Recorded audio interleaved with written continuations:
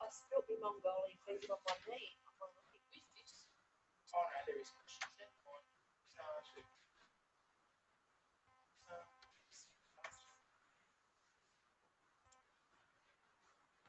Oh, there we go. Is right there. So how do I? Have you got to sit your finger on it? We'll show you how to really technical. Go to the next slide to press that one. Go back, press that one. If you want them just going black for any reason, push that one. Oh no, sorry. If you're looking up something, she wants the internet address, the web address. So every time you look something up, she wants the address. My name's Deb, and I'm going to let you how to make a problem. Yeah, that's fine. The ingredients we need are cob loaf, and just going on purchasing wise, bakers delight actually have bigger cob loaves. One and four reasons. So guys get bakers delight. 400-gram light sour cream, continental cream chicken soup, and your frozen chocolate. Need to preheat the oven.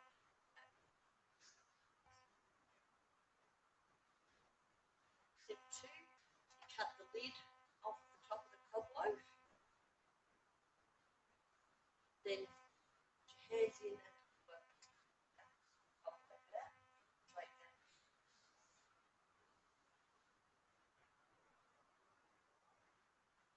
Then you place the cob loaf, the lid, and the pieces on a baking tray. Put it into your oven, and I like to lightly toast it. Some people might like to really crunchy, but with the spinach, it needs to be thawed. Once it's thawed, put it into a colander and remove the excess. Then in a microwave bowl, place your sour cream out of the cup, and your chicken soup out of the packet, and the thawed out, squeezed out spinach in, mix it in together. Then you place the mixed ingredients into the microwave, put it on high for 2 minutes, take it out and just give it a bit of stir so that it all mixes properly. Then you put it back into the microwave for a further 2 minutes. That's ready to go. Once you take it out, you've got your cob loaf. Put that onto a serving tray with your pieces of cob loaf and pour the dip inside the cob loaf. Beautiful. Yeah, great. Okay. I'm guessing, mate. Sorry. No, I'd pull them all apart. Yeah. What to do with all the bread? Well, I'll put it back inside the cob loaf and stuff in the freezer. Oh, okay. So I do have a. Because I would have eaten the whole cob loaf. Yeah. I love cobbler. Yeah, I've never had cobbler. What? It's still just white bread, but it's Yeah, How do it's you like enlarge it? crunchy. You've got white red stripes, but Yeah. it is. I don't know whether that can help you or not. Hang on. But you just pour down, Do I just sit here so I can like show everyone? Okay. I'll go to I do one with sour cream, cream cheese, and local relish. That one sounds nice. Yeah. Yeah. I did the crunch one too. I do. Yeah, but it wouldn't be the same because I'm making. Yeah, look, I don't know mine. Alright, g'day guys, I'm Shikani.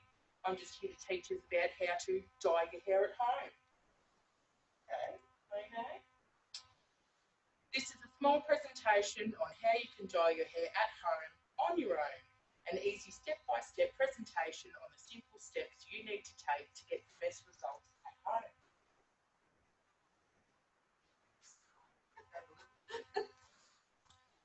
Look, you can look at it once I've done. Step 1, buying a brush and a bowl. Which I have. Oh, Me specs. some visual aid. Yeah.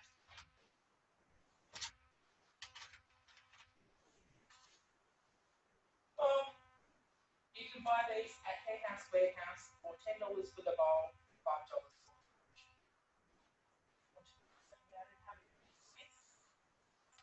Is it a special plastic? Be that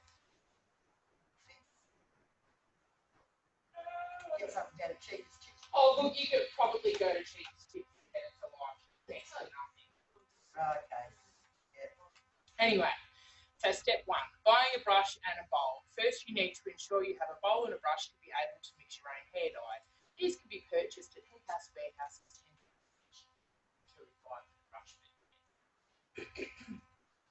Step 2, products you must purchase.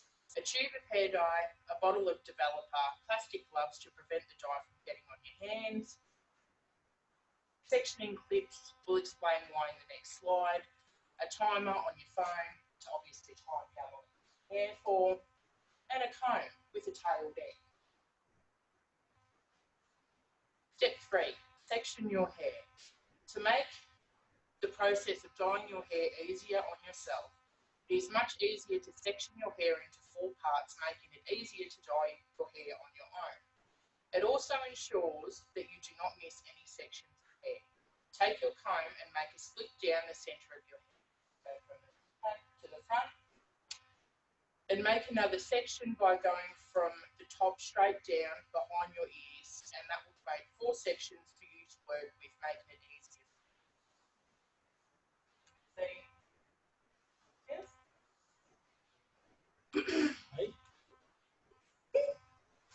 Step 4, mixing your hair dye. Follow instructions given on the hair dye tube and developer bottles. Mix products in mixing bowl you have purchased.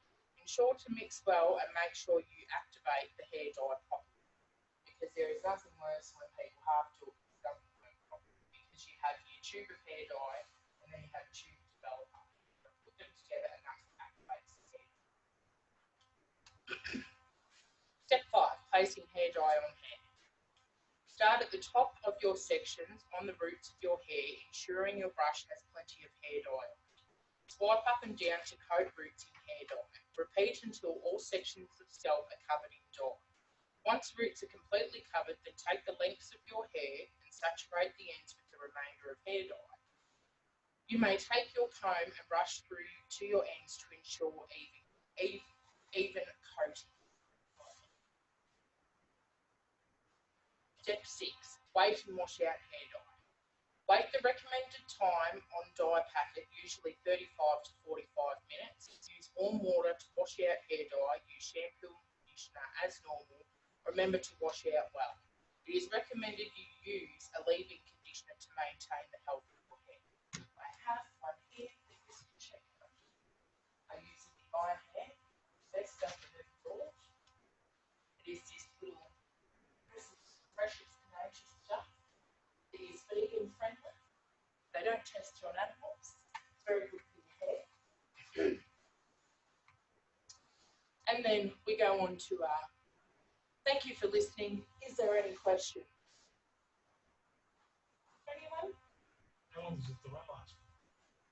Well, it depends what dye you're talking about. You're talking about semi-permanent, you're talking about permanent, you're talking about a bright colour, not so bright colour, blonde, and covering greys. What kind of hair have you got?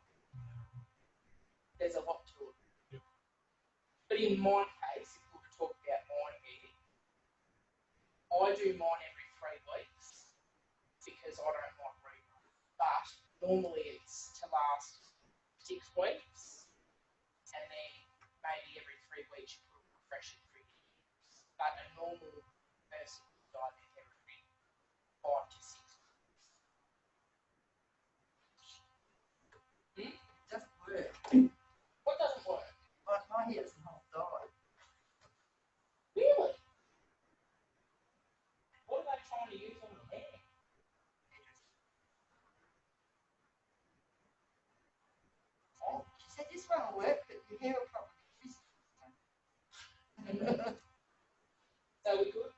like to see this book?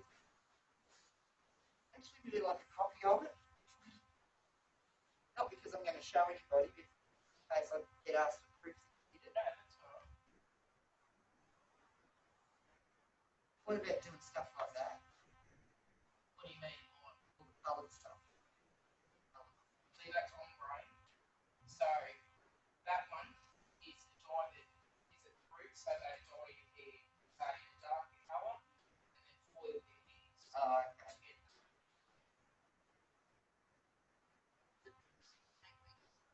But they don't do it for one reason. They do it. They just send it back. Yeah. that's how you make it. Yeah, they-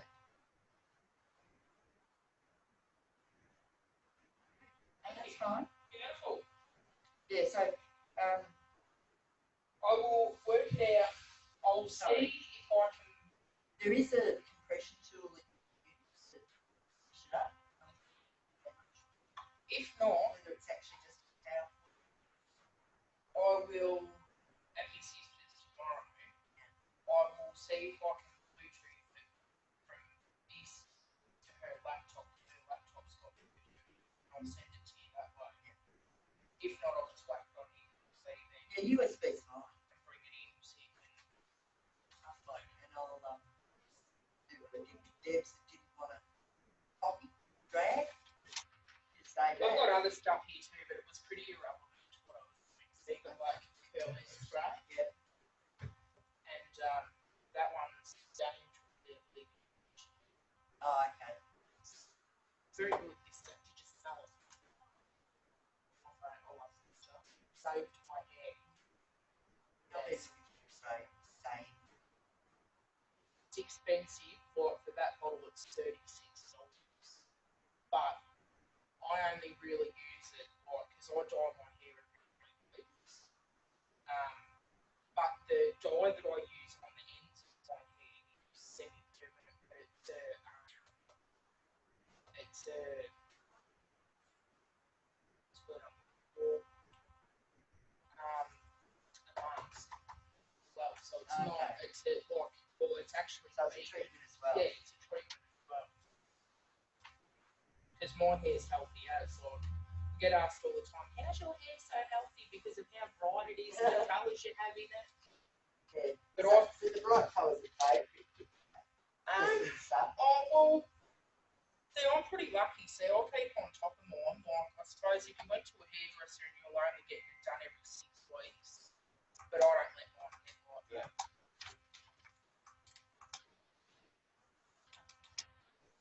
Oh, very good. We've all done our Yep. presentation. They're marvellous. All done. Beautiful. that's- Did I pass? Yes. Beautiful. Did I pass? Yeah. I'm just feeling it.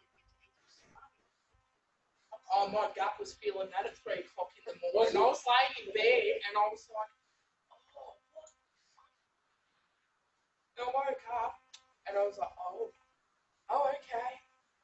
And that's what I was doing. I was like, oh, that's the way to give yourself a clean out. Just have the salami. Because I don't eat a lot of hot stuff all the time. But I don't care. That was beautiful. That was beautiful. See, I love Mexican.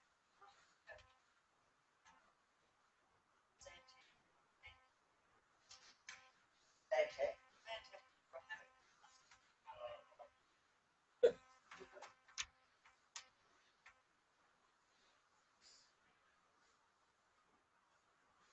So yeah, this is number 2 for this unit.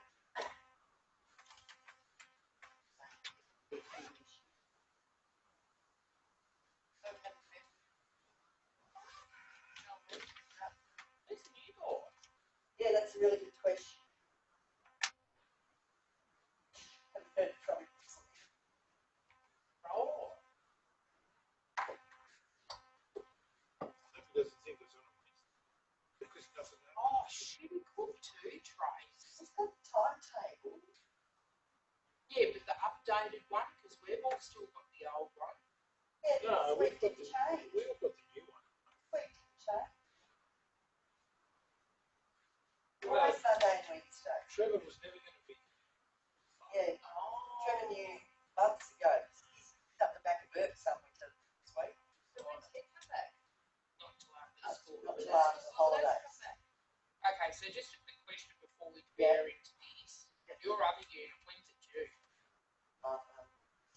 week sometime. But I asked I think Michael did too, didn't you? We did love meeting with it. End of the holidays. Yeah. Oh, they'll all be done by the end of the holidays because I'm actually taking time off. I must do this. I know what was it.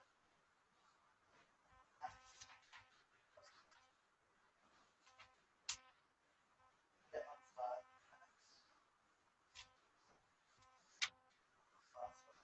What was it? Yeah, they start. They're not exactly the same. Oh, that's about 0.1 groups.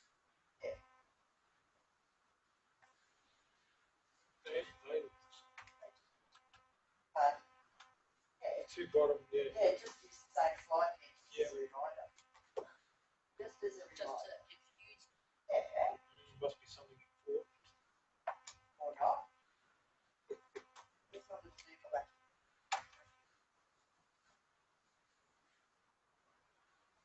Oh, we've got that. Park yourself.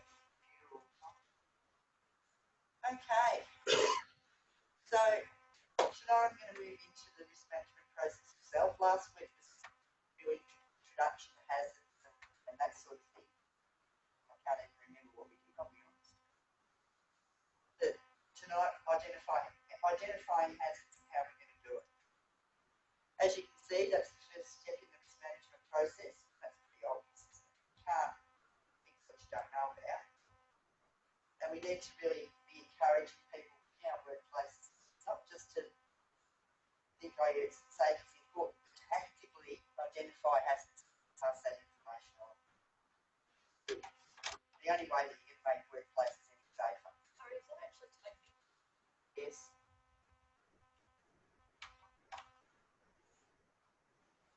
Question number one. I think Normally has the- saying, this start video is only for that. See there, it says pause recording. We can have that though.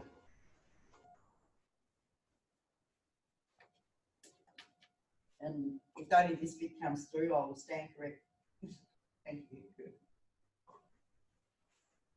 No, that's all right. Better to speak now, so to speak. So just where we're going next week, we'll look at. We're not here next week.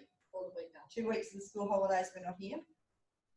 And we're not here on Wednesday, mainly because Trevor's on leave. And he was in charge of the timetable. You may have to sit and stop. No, I didn't say that. Oh, she's just getting tapped. No, he I must go away just as you come back. you're going to be away for a bit too, are you? Do only wait for a week, so the 11th of October. Okay. That's the week after. Yes. I'll weaken a little bit. Yeah. Yeah. Usually we come back the first week in October. That just depends how the days fall. So when we do come back after the holidays, we'll look at risk assessment. Now, that's the, excuse me, my tummy's starting to say feeding. That's where we find out about the hazard. Even though we generically call the whole process risk assessment, technically risk assessment is the second step in the process.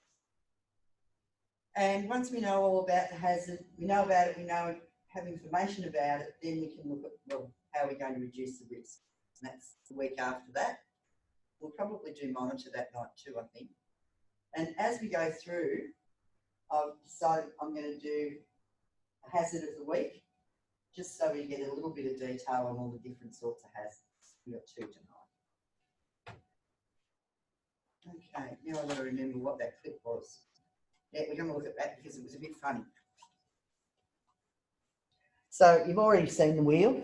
WorkSafe uses this to present the risk management process. And just as a reminder, we can only fix what we know about, so consultation is really important. And that's why you do the consultation unit first. Now this worked in the office. It better work. Come on. Ah.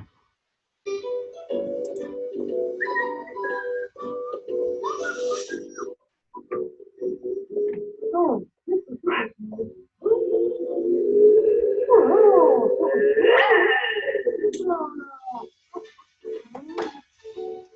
goes to sleep.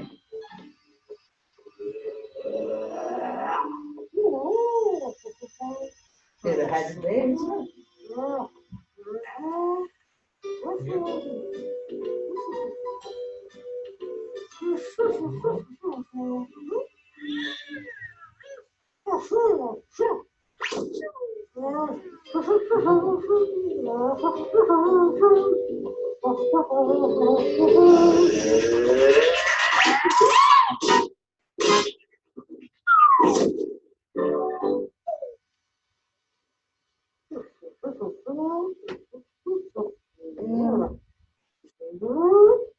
Hang on.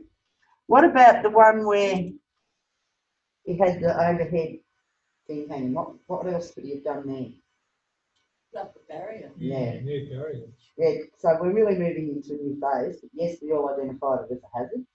And rather than just walk off and leave it there, Oh, they put it down. Yeah. Barrier. put it down would be the ideal. Yeah. Yep. But if we can't, then we stop people from walking under there.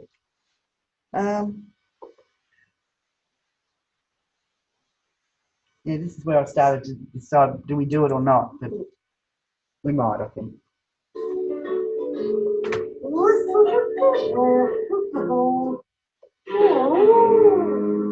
Oh, what am I going to do now?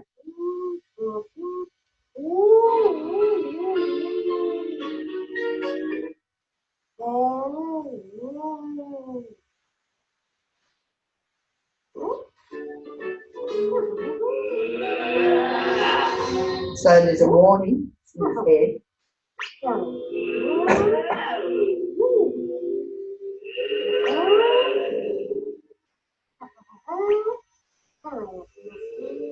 So he's measured how big the warning is to see how much of a hazard it is. Too much. So that should be cool. Now he's going to try and trick it.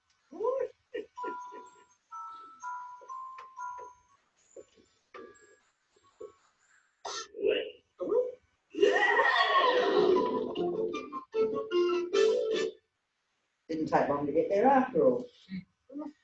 So really we'll be doing something similar than we do in school. We'll do more on that next week.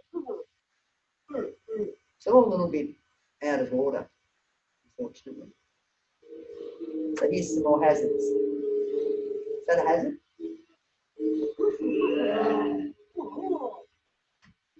He doesn't know what it is. I wouldn't even get that close. So what he's doing is getting information about the hazard. He's going to ask the boss. No, not that one.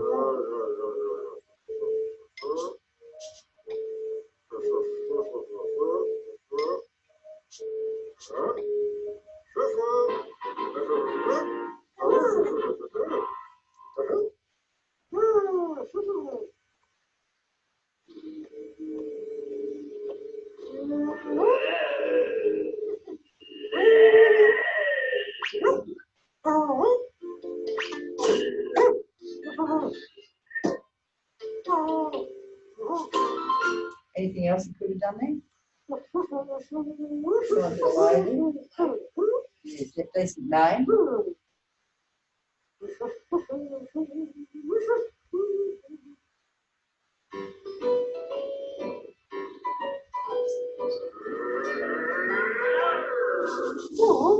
One I use a lot.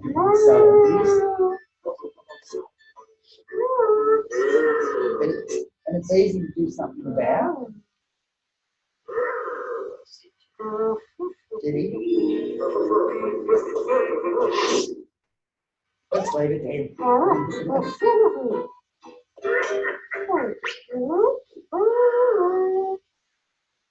So yeah, that's on the slate.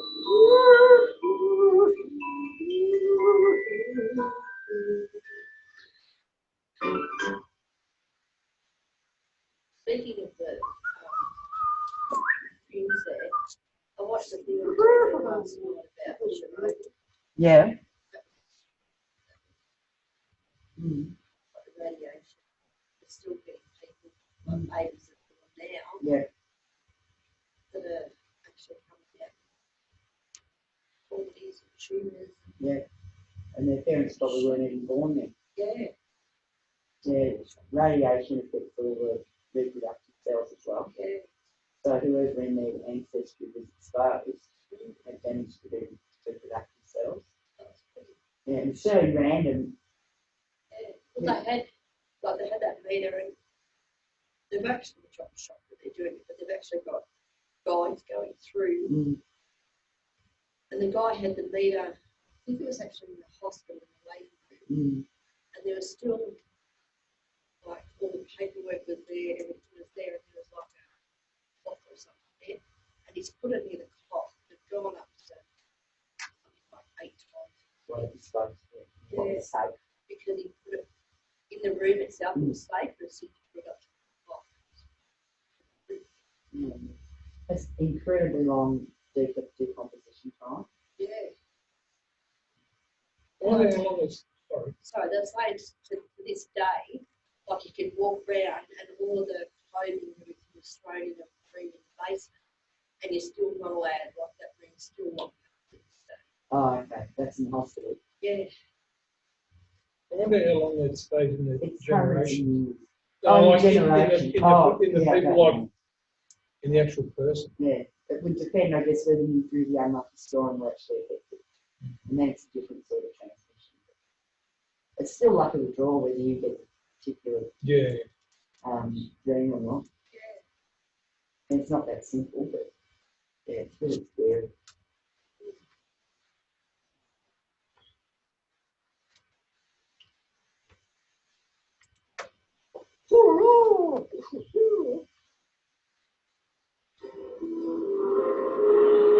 Oh, this bit's a bit silly actually, but anyway.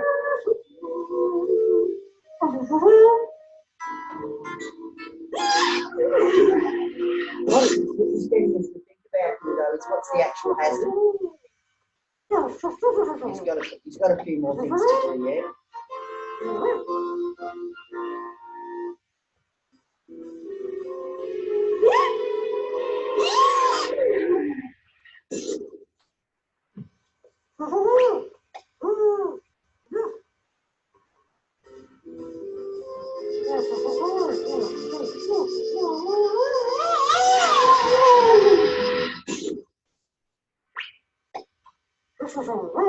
I've seen that one. No, I think they might have made them up. So. Point is, that's really busy, so he's thought of something else.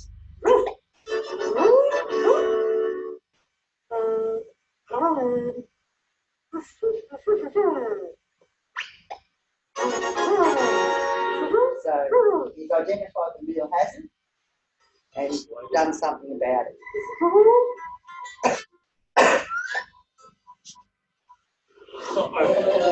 You get there right. Yeah, I think that's meant to be the.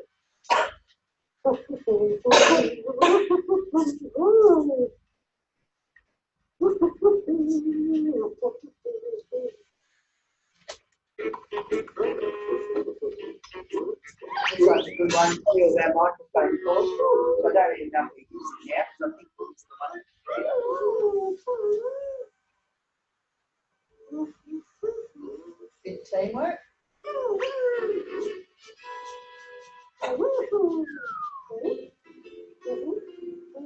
Yeah. Chair. Yep. You picked another one.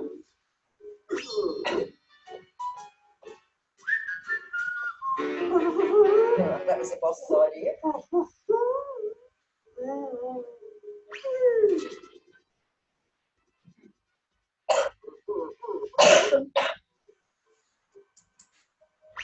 What do you reckon they should do? They can buy those cup things.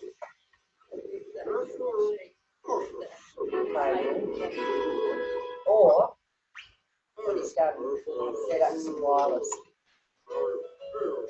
No more cords. Now he's just not going to watch where he's going.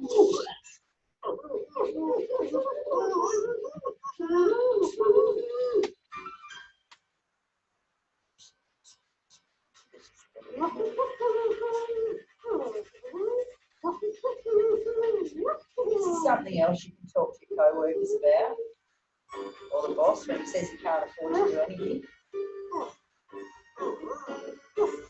hazards there? 285.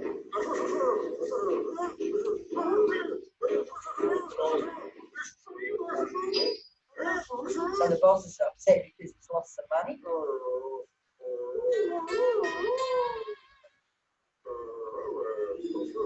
Now he's realised he could perhaps lose a lot more.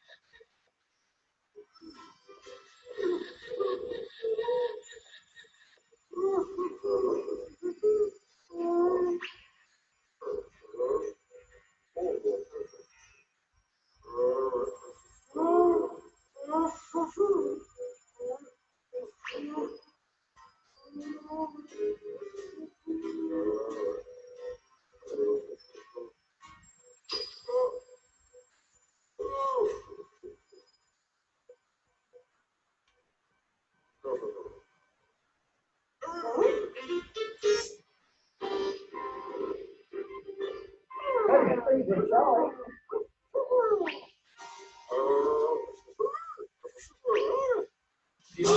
Few hundred bucks. Few $100 to save a lot of money. Yeah.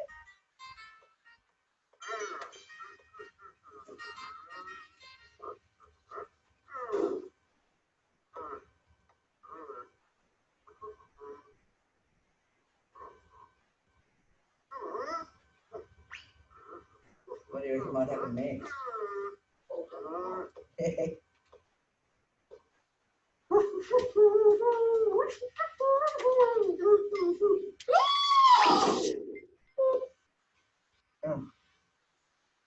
Oh, I don't think we need another one.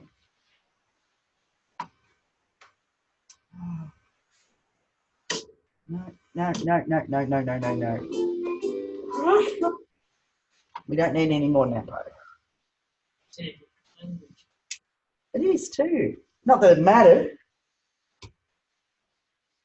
Because there weren't any words there. Oh, yeah, maybe. I think it was in Italian. Was it? Look like it. Not that I really know how to read Italian, but I sort of. Actually, Italian is very easy to read. It's just Italian. Can you explain Italian? Not the real proper one. Is there much of a difference between Italian, Greek, and Maltese?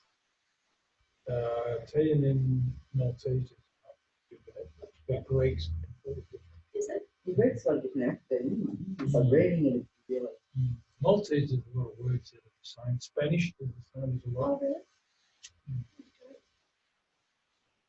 I know a friend of mine with parents, and they said trying to learn the Australian, trying to learn English. Yeah. Like the no, K and O. Yeah, every language has got its own exceptions to the rules. So anyway, so what do we need? I'm still deciding how much of this to look at, but what am I going to do? I can't just sit here and talk at it all night. How are we going to identify hazards in the workplace, Trip? How do we know what to risk assess though? Well, do an initial risk assessment to be able to go and do a hazards risk. So you've got to find a hazard first. Yeah. How are you going to do that? Speaking to the staff on the floor. Yeah. Walk around. Walk around, yeah.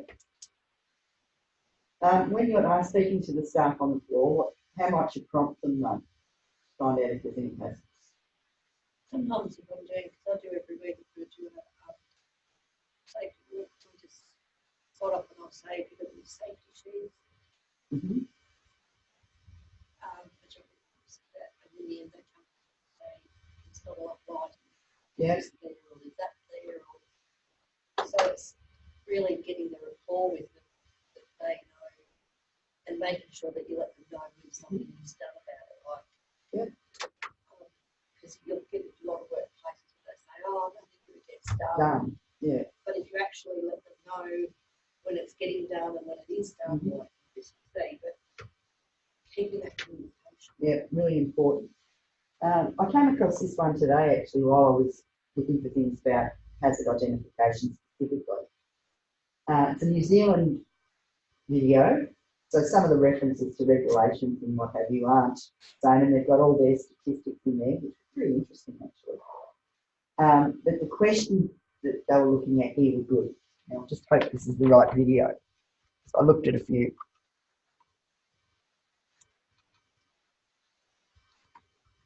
Yeah, it's not him anymore. Today we're talking about a system for hazard identification. You can tell by the language, can't you? The accent. What is a hazard? Hazard Yeah, we know is that, anything that can cause harm. New Zealand regulations state that businesses must identify hazards that give rise to reasonably foreseeable risks to health and safety. No different to what we've learned? So, how can we identify hazards? We need a system. Get your team together. Follow these easy steps to identify your hazards. You can pause the video at any time as you work on each step. Let's start by considering a specific work-related environmental site, task or process, tool or machine, material or substance, emergency situation, or a social or permanent. So they're the different areas that your hazards could be grouped into. So is the hazard something that's in the work environment, like lighting, the one you just mentioned? Noise would also fit there as well. Quite a few other things. Is it a task or process? So is it what we do and how we do it? Is it a machine that we use to do our job? Certainly there's some nasty ones of those.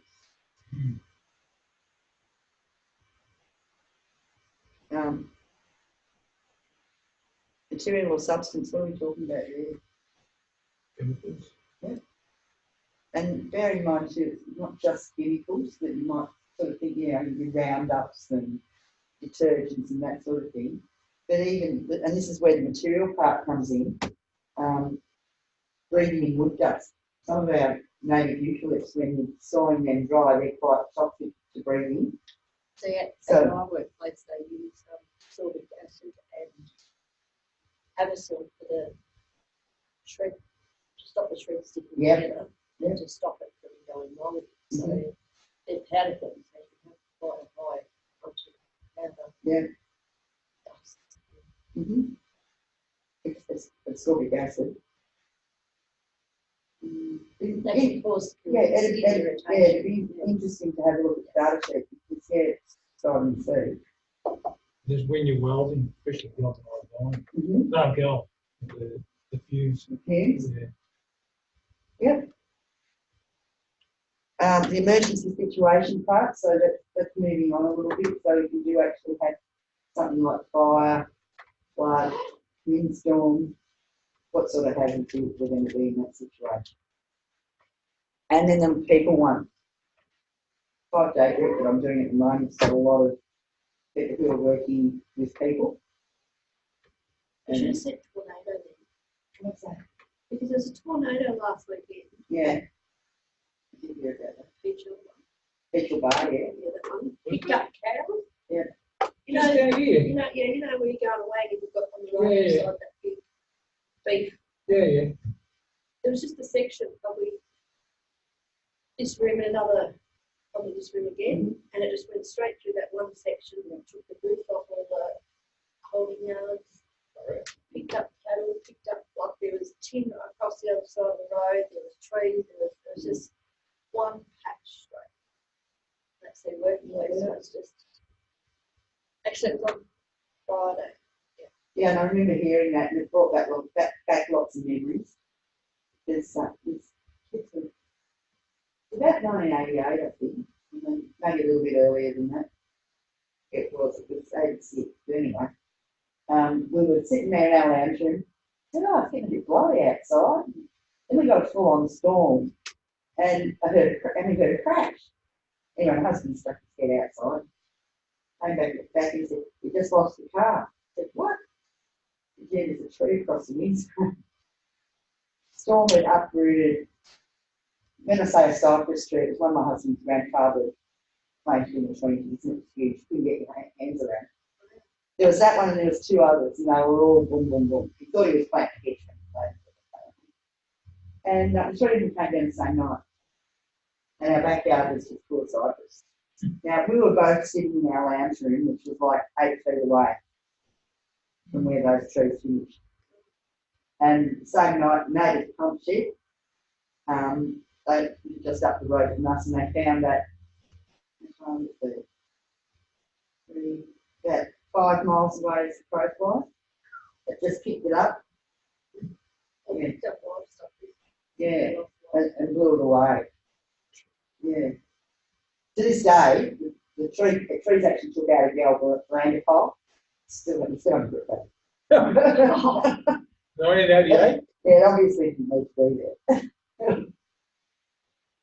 It's a Gee, what did your grandfather do? Must have done That's something too. grandfather. Whose grandfather? That's my husband's Yeah, grandfather. what did he do to his grandfather to the trees? Yeah. All in the one night though. And they'd never been a problem before. But I'll tell you what, once they were gone, I could actually get something to grow.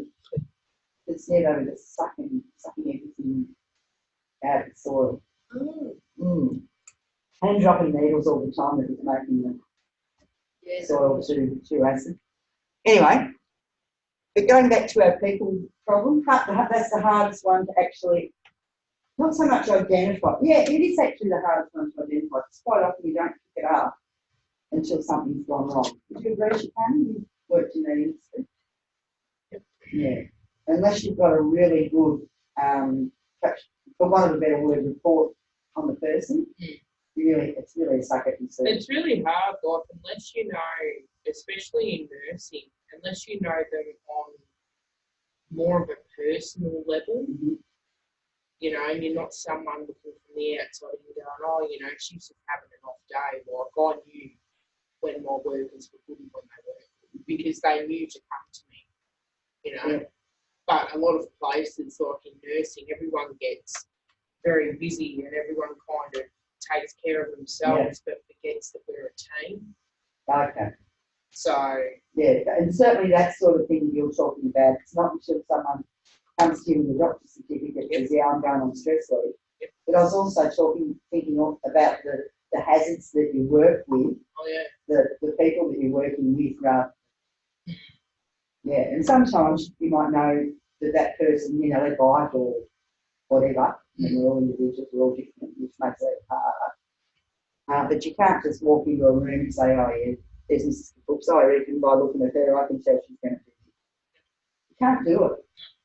Whereas if you go perhaps into your workplace, Michael, you're going to be able to say, oh yeah, there's some equipment over there.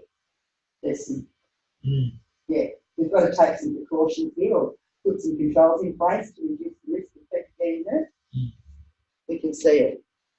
Not so easy when it's the whole people thing. Or the psychosocial type injury or damage that Shikani was talking about. It's all well and good to say, oh yeah, we've had a few people ring in on and want time off on stress, but we're meant to be able to pick it before that. That's the plan.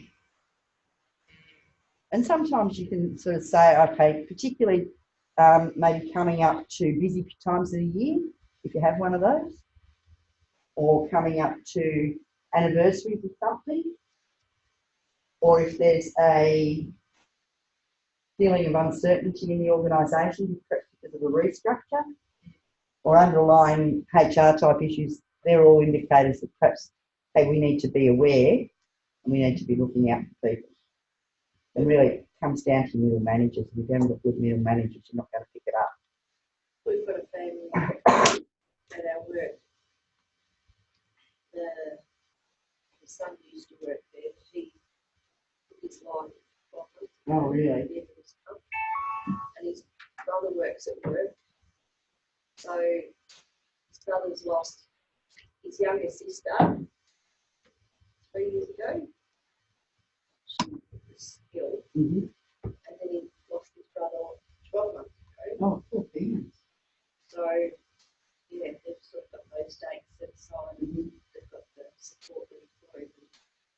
Yeah.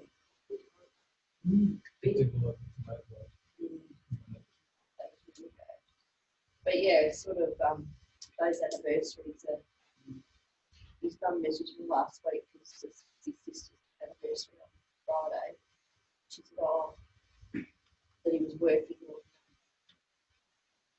Friday, and she hoped he'd be okay." And I said, "You don't need to worry. They are quite aware of what's going on." Yeah. No. But as I said, from our point of view as safety people, yes, we want to do something, yes, we want to be able to support those people, but you don't always know about it. No.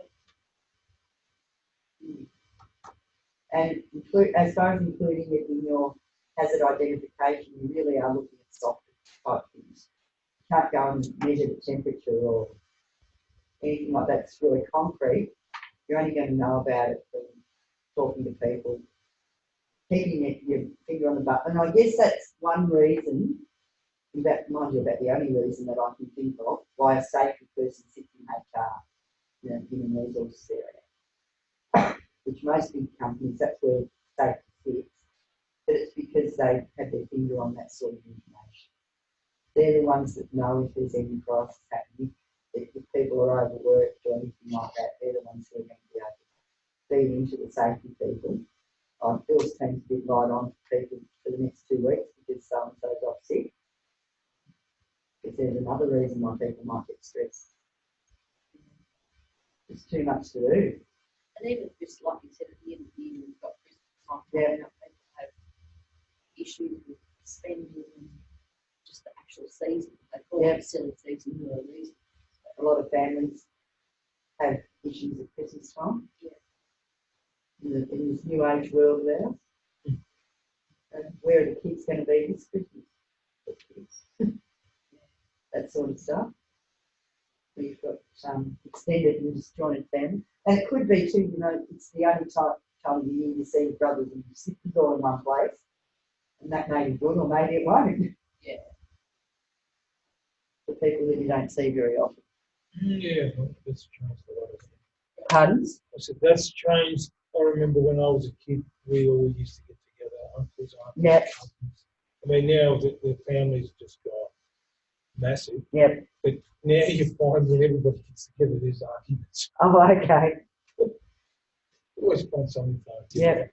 Oh, we've had a few over time. Nothing really dramatic, but I think it's because there's so much of a build-up to it. Yeah. Okay, talk to me again.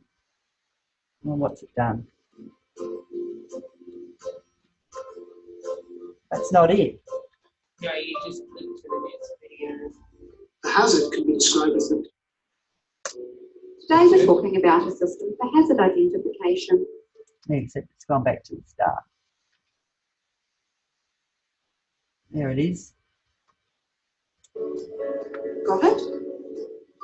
Okay, thinking about your selection, discuss the following questions for all relevant workers to identify the potential hazard. So this was the questions I was talking about. Can I touch, ingest, or inhale a hazardous substance, or be exposed to anything which harm my vision, hearing, or health, short-term or long-term? So by asking that question, you're asking really, what environmental hazards have you got? You're not going to get much of an answer if you just go to someone and say, what hazards are there in your work environment?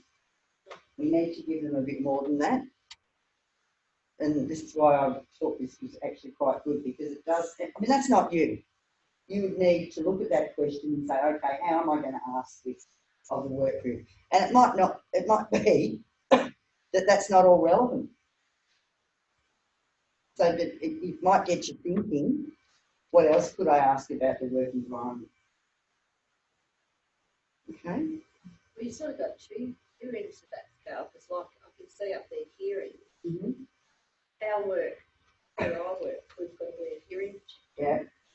But then you can go through and you'll see people that are serial offenders and they just don't have hearing protection there. But then long term, it could affect them. It will. No, could it will. It will, yeah. Is it a rule that they have to?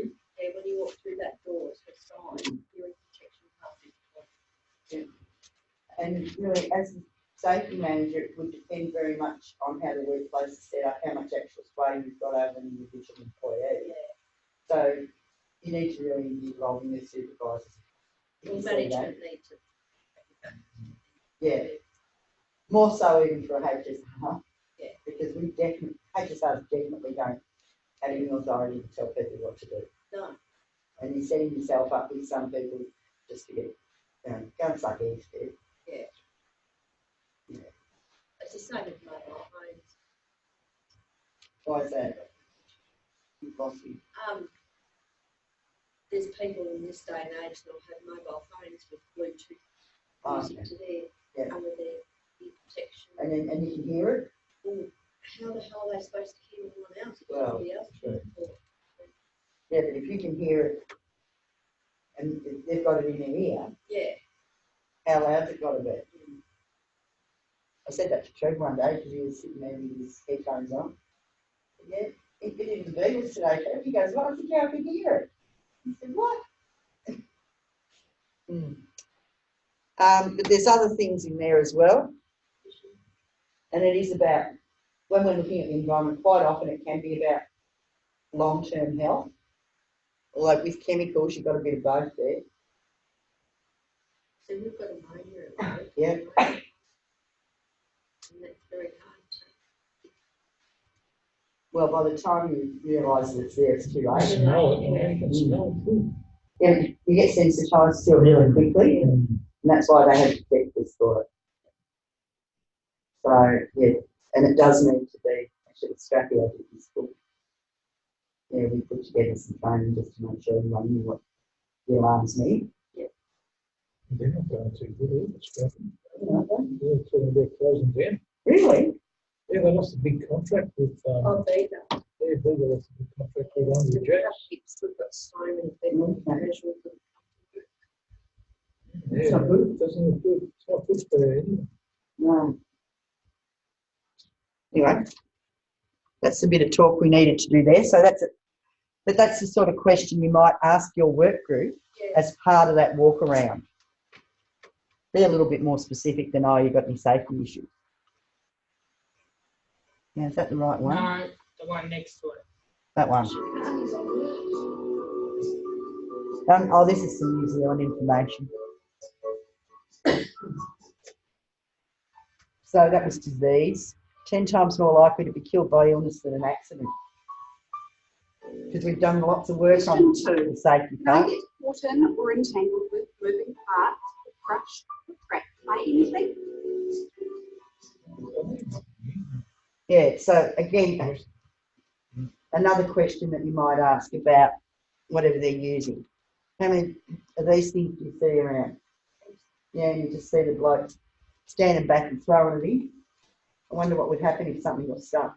The worst I can think of is those hole diggers. They get so many have got caught on farms. Yeah, That's all. post hole diggers, augers. Video shafts.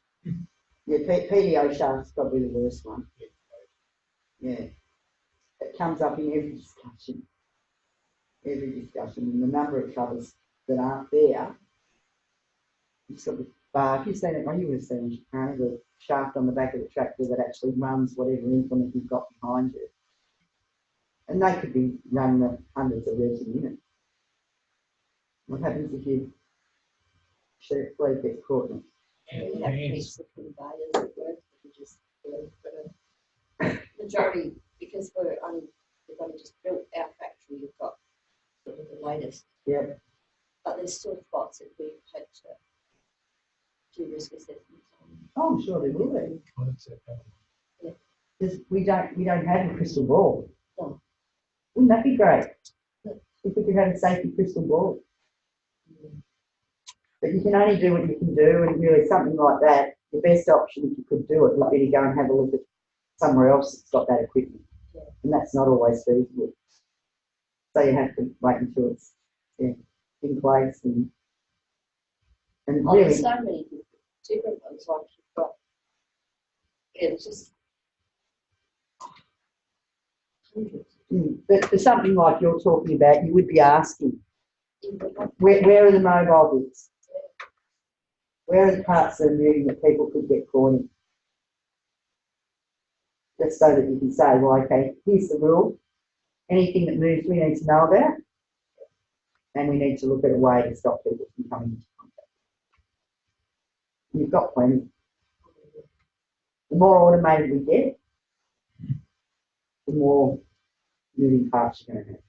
Yeah. I mean, once upon a time, our biggest problem was manual handling and people picking up blocks of cheese and putting them in a box. That still is. Yeah, that's a big box. I was thinking little box. Yeah. Whereas now, the product runs through a machine and it gets all pushed together nicely by all these hydraulic driven. Yeah. They've got a name and I can't think what it is. Machine does. And then it wraps the box around it. Isn't that sad though? At the same time, like I know it's getting over it and you age well and that, but the amount of jobs that are taken over by machine now is just ridiculous. So it's nothing new in that. It's not a new phenomenon. Oh no, I know, but it's just very sad. You know? But every one of those machines that goes in increases productivity, which means that there can be more production and we need more people. Yeah, well, they said, I can remember when they first built the Avalon, where I am, they were saying they needed to say 7 to 10 people per mile. We've got 35. Their idea of the fact that there was only going to be minimum people needed would stop thrown out the window in day one. Okay. Because we were there for, well, we were wearing hard hats when we were there. Okay, so it's still construction site. Went through getting each machine talking to the next machine, the next machine. Yeah, and running at the right rate. Yeah.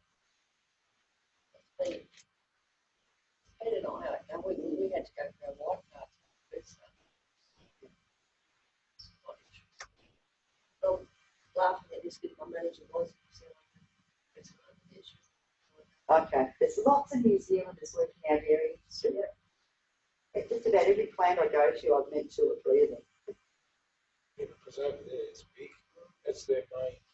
Frontier, but not just at Frontier. But oh no, there's different ones. Dairy factory. Yeah. They've got the rainfall. They've got feed. Well, that's something we haven't got at the minute. They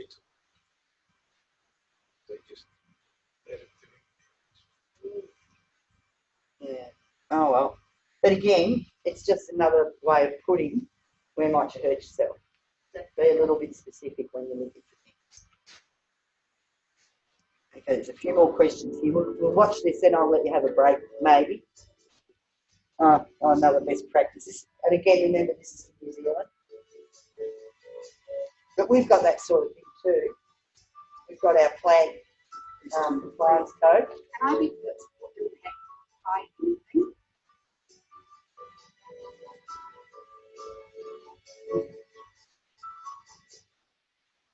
Well, hopefully not that. Oh, it didn't stop. Doesn't matter. I think we got the message there. But that could be things falling on us.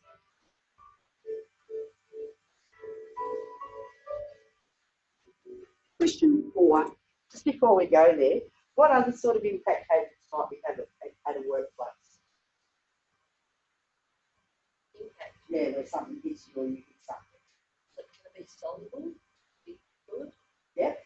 Because I had an incident, obviously, again, someone that didn't want to wear their correct PPE and safety glasses. And this girl was always shocking at me. She was always doing glasses up her head. And part of our thing is we've got the ink that squirts the cartons with the date code, etc. And at the end of the week, you drain it all out. So you've got it pressurised into a bottle. And she didn't have her glasses, and when she pushed it, got stuck on, and it slowly got her in the eye. She was so lucky because it was solvent. So, Okay. Yeah, that's yeah. all right. Yeah, you just don't. Wearing, like you think, why should I wear glasses? But yeah, Does anyone ask her why she does it? she said it was just dumb. we just used to put him up there, but after that incident, I never saw her without him on. Well, that's good. She got quite frightened. Unfortunately, yeah, sometimes you do need something like that to wake us up. And there's been other ones like got different acids and that. Yeah, which is probably more when you're doing this, probably going to get more out of people if you talk about things that they might get on themselves that they're going to do that. With impact hazard fluids bumping into things or getting hit by things, so your biggest impact hazard. But it could also be a hydraulic ram. That's the words I was trying to think of before. We've got cranes in our workshop too. All right. Cranes, overhead cranes. Yeah, so I mean, really, hopefully they don't. Potentially, they're hanging on to something. They could fall. I wouldn't actually like to be hit by one of those water pump ones either. No. We walk around the all the time. Yeah. I just decided to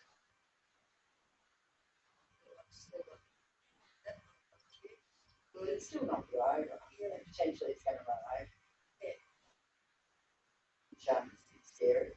See something like that one of these videos. And then you've got racks upon racks of product and Yeah. art and all that sort of stuff out in the warehouse. So that's another great way. Yeah. Certainly is. But you think, you don't really think of it until you sort of start talking about it. Geez, that's right.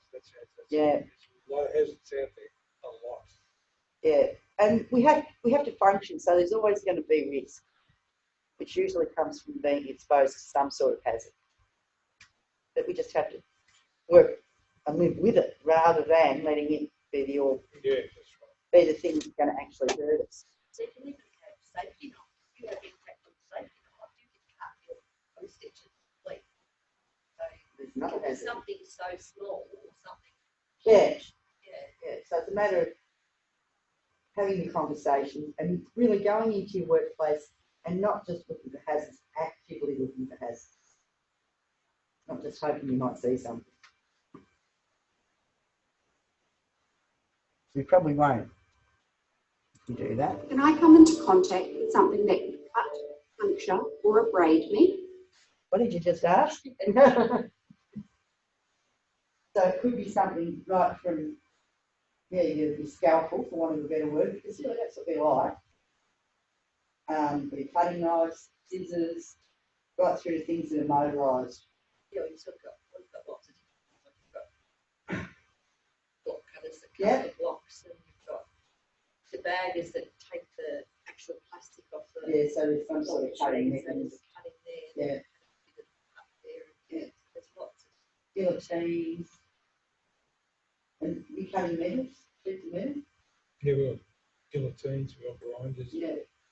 You'd have heaps. But it's just a way of breaking things up so that when you're talking to your co-workers, they can say, oh yeah, I'm really careful when I do that. Why are you careful when you do that?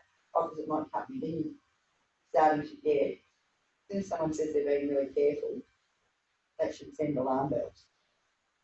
You'd have heaps. Nasal stick injuries. Yeah. Yeah, that'd come into this one. You've got scissors. Yeah. Like administering like insulins. People have slipped and gotten themselves. And, moving the beds, even that's a hazard. Like I've actually. That would be an impact hazard. Impact hazard. Yeah. Just trying to think. Other ones that I've known about. Like even down to even before they changed over the cutting saws that they use now to cut plaster. Oh yeah. They've only just recently been updated in the last probably 7 to 10 years. Prior to that, it's actually like a miniature circular saw. Yeah.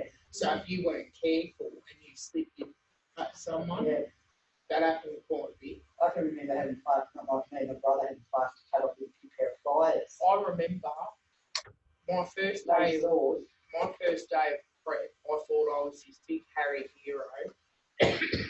And back then they had the metal monkey bars, and me and my best friend Jack won the monkey bars, and I come down and smashed my arm and broke both my bones.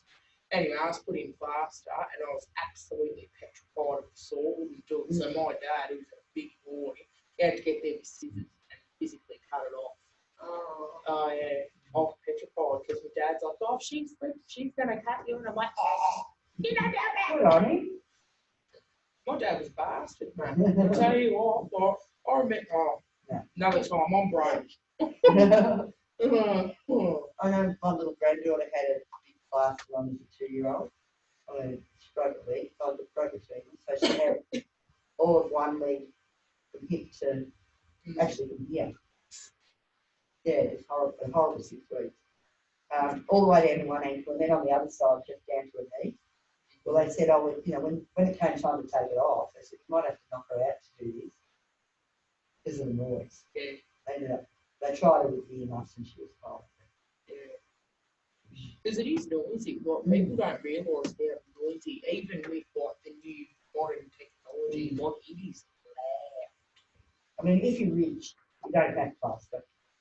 Oh, You My have, son was, I think, because I think the first time he broke his head, 7 broken wrists. But he pulled them off. He came off. Shit. oh, The doctor, first time round, it was 3 plasters. And the third one, he got threatened with 5 blasts. yeah, that's what I'm saying. Yeah, fiberglass with straps and things. That's what rich people have. They don't have plaster. Makes measure, mate. Well, after that one, he'd always had 5 blasts, always picked a different colour.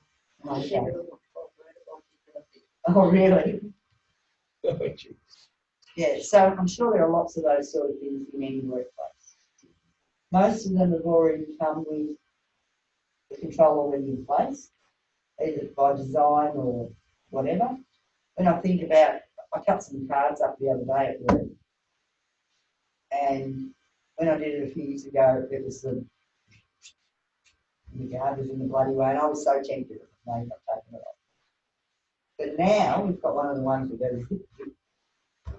And there's no way known that you can get anywhere near the cutting blade. It's a different sort of setup altogether. But it's probably a bit like the way they cut plastic off your blocks. Yeah. It's just a little round roller blade that goes around it and it's all encased. That's all. Sorry, the people cleaning wise, Yeah. people have cut. Yeah, that would be a problem. You know, a lot of supermarkets now, not always say a lot. The one I'm thinking of's not open anymore, probably for obvious reasons. But they did a risk assessment on their deli.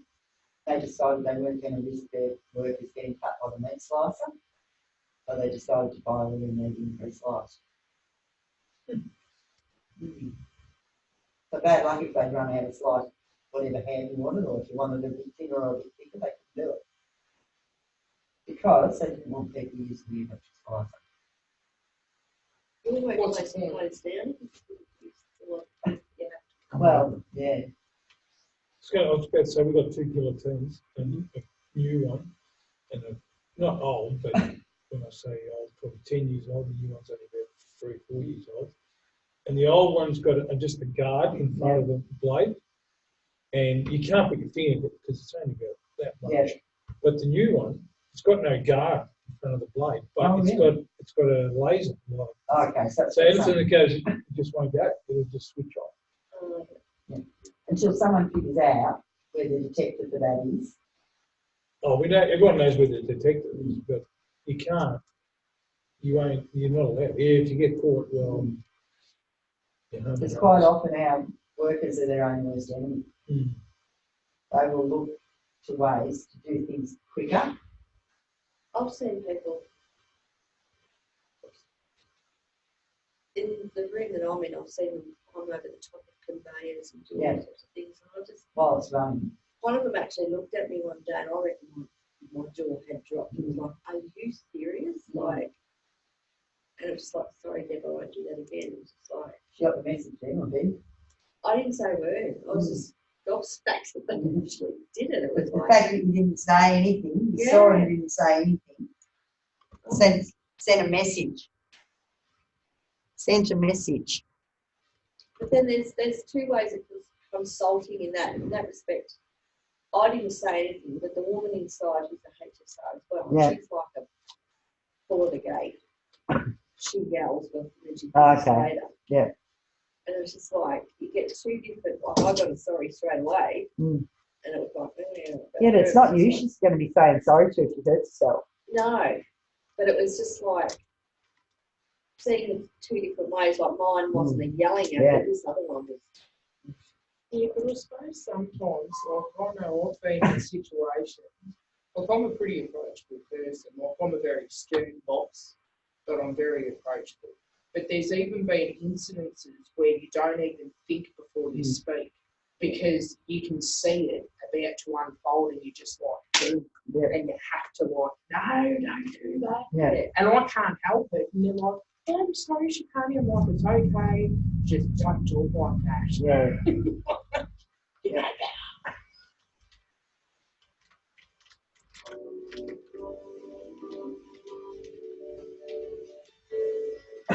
Oh, the poor chef. So this was a bit made you think though. Even a little cut that could happen. Question 5. Can I slip, trip, or fall? Got lots of them. So is there anywhere that I might slip, trip or fall if I come into your work area? I can tell you too, right here in the room there, you can knock your foot on that little thing there. Question 6. Can I come into contact with That's why the chair's there. high pressure or heat? So there's another group of hazards.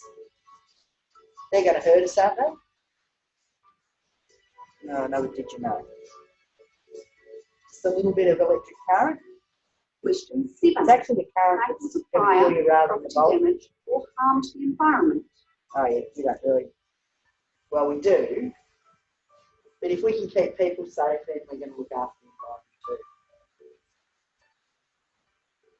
See the spelling mistake in that one? Question 8.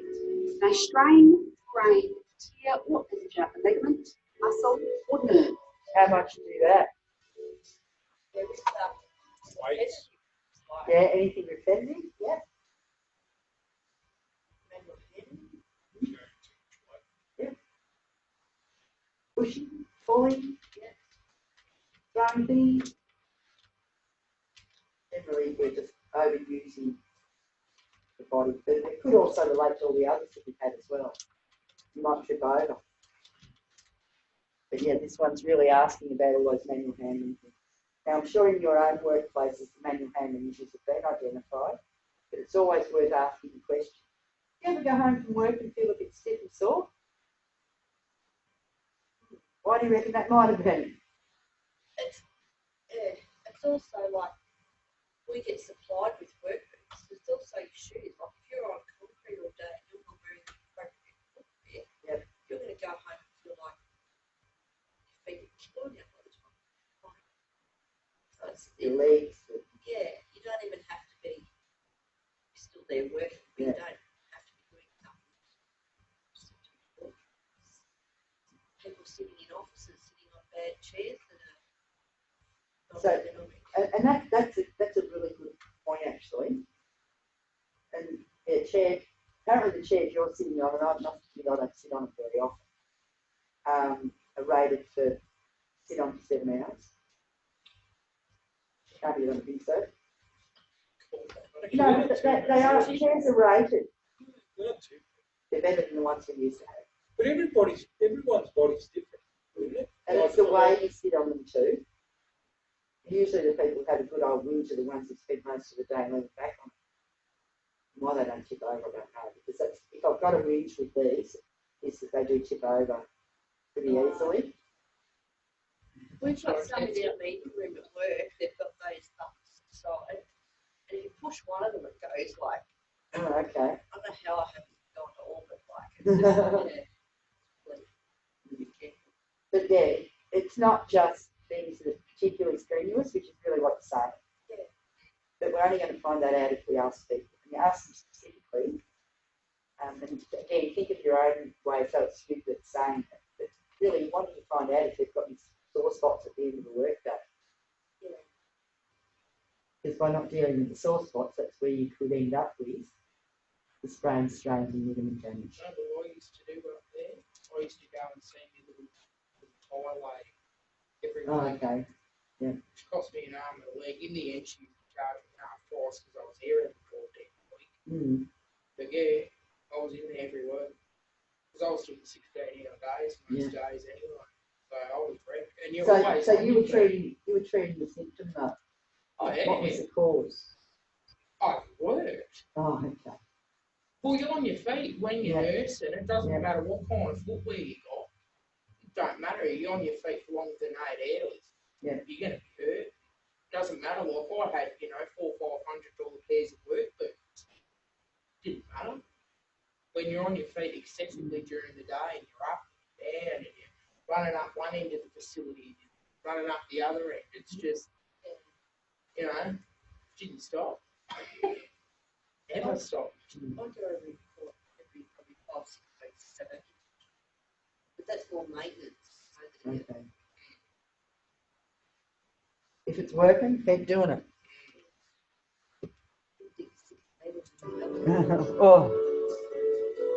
Oh, vibrating machinery, that's something that hasn't probably come up anywhere. And that's one of the things that we need to look at in a manual handling system. You had a question?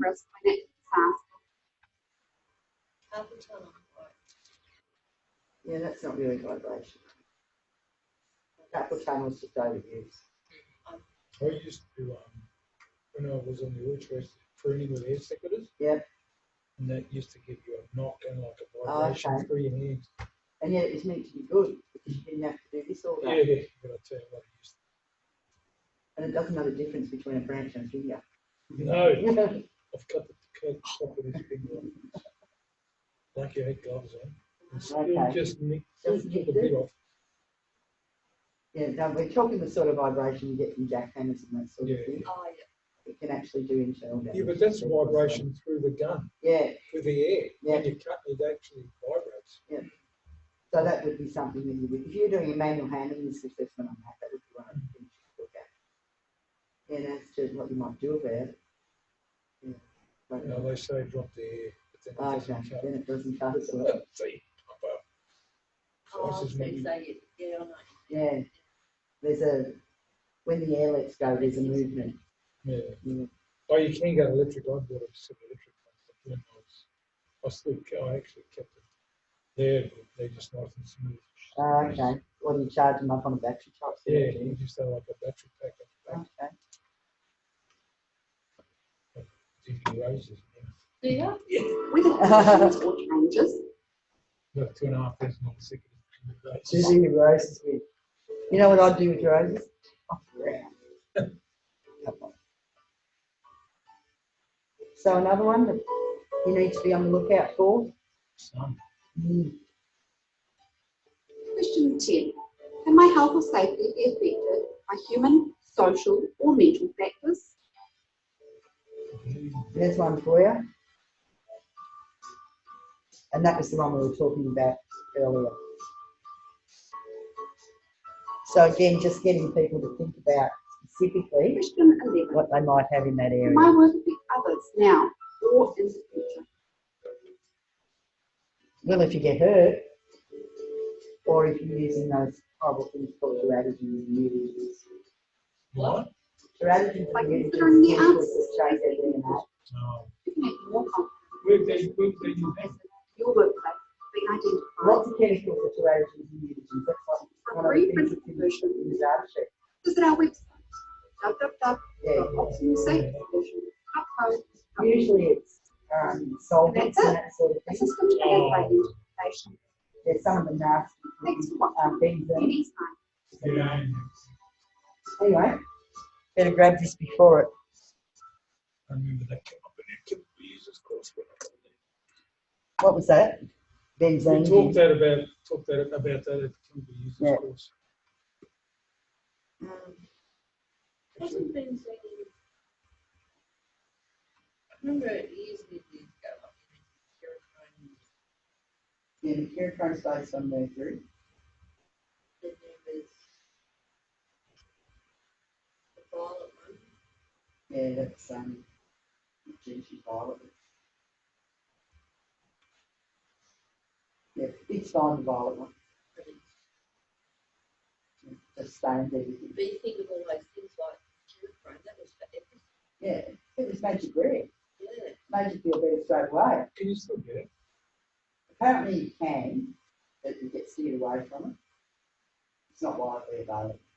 That's like the cough syrup that I still take that my nana got me onto before she died years and years ago. Ammonia and stuff. Seneca. Seneca and ammonia. I still use it. Tastes People like think I'm shit, mad. but it works. You don't put it with hot water or warm water. Oh no, I just neck it then chase it. But yeah, my nan was always like, don't ever give it to anyone under the ages of 12. Can do damage. I'm like, yeah, because you're really worried about your kids. So, yeah.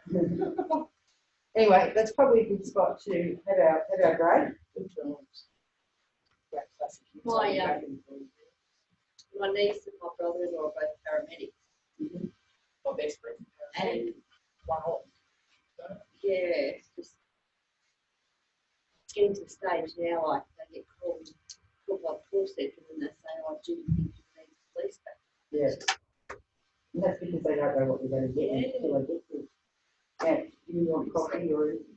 No, I'm not. But if you cut, I drank pretty well the whole thing. There's not much left in it. I think I'd love to read coffee. Oh no, I haven't really had any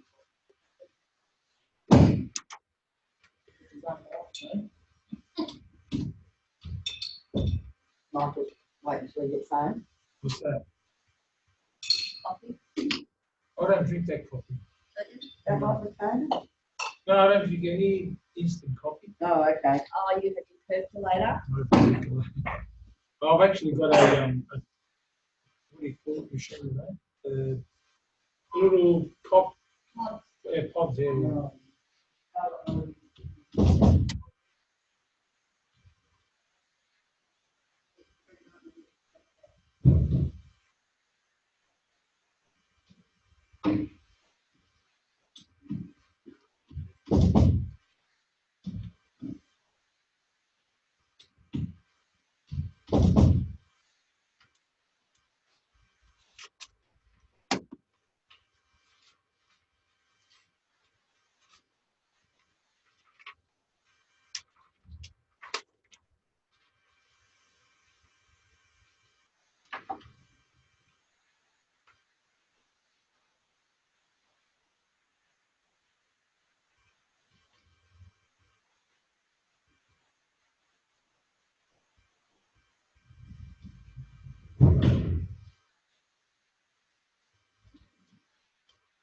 I'm shocked you hasn't been already. Somebody must have been asked about it, wasn't she? No. No, she wasn't. Monday, no. That was the day she went and had her meeting. Oh, no, hang on.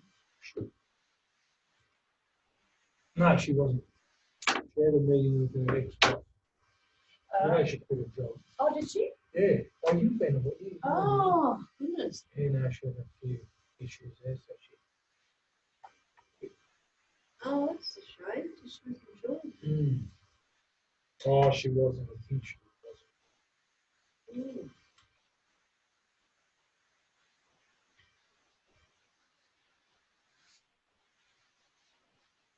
So she ended up going back to her old job?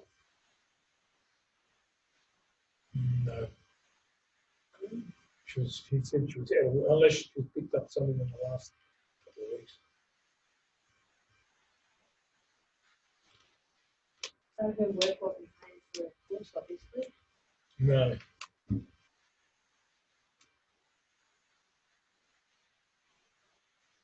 Is Saputo paying for your course? Well, I think the way it's working is I'm paying you, and then when I'm finished, I'll pay back. Oh, well, that's all right. Payroll. Yeah, that's good.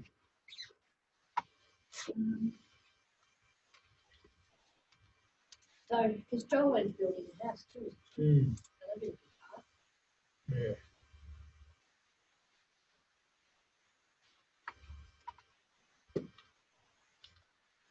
I haven't heard from anybody. So that's late, should he?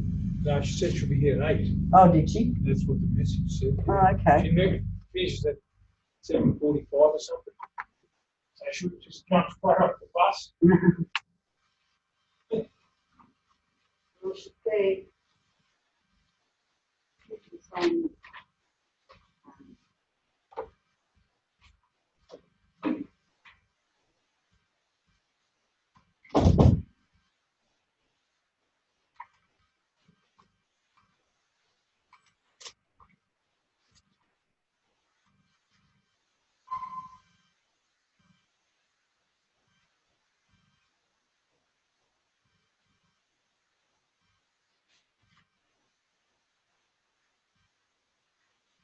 Birthday might have been a Helen Eyebrows. Sunspot colour for his morning.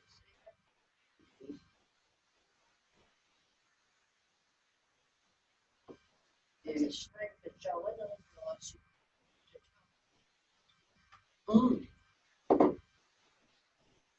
I think there were a few things went on that she could have been saying that the boss had no respect for her. Oh.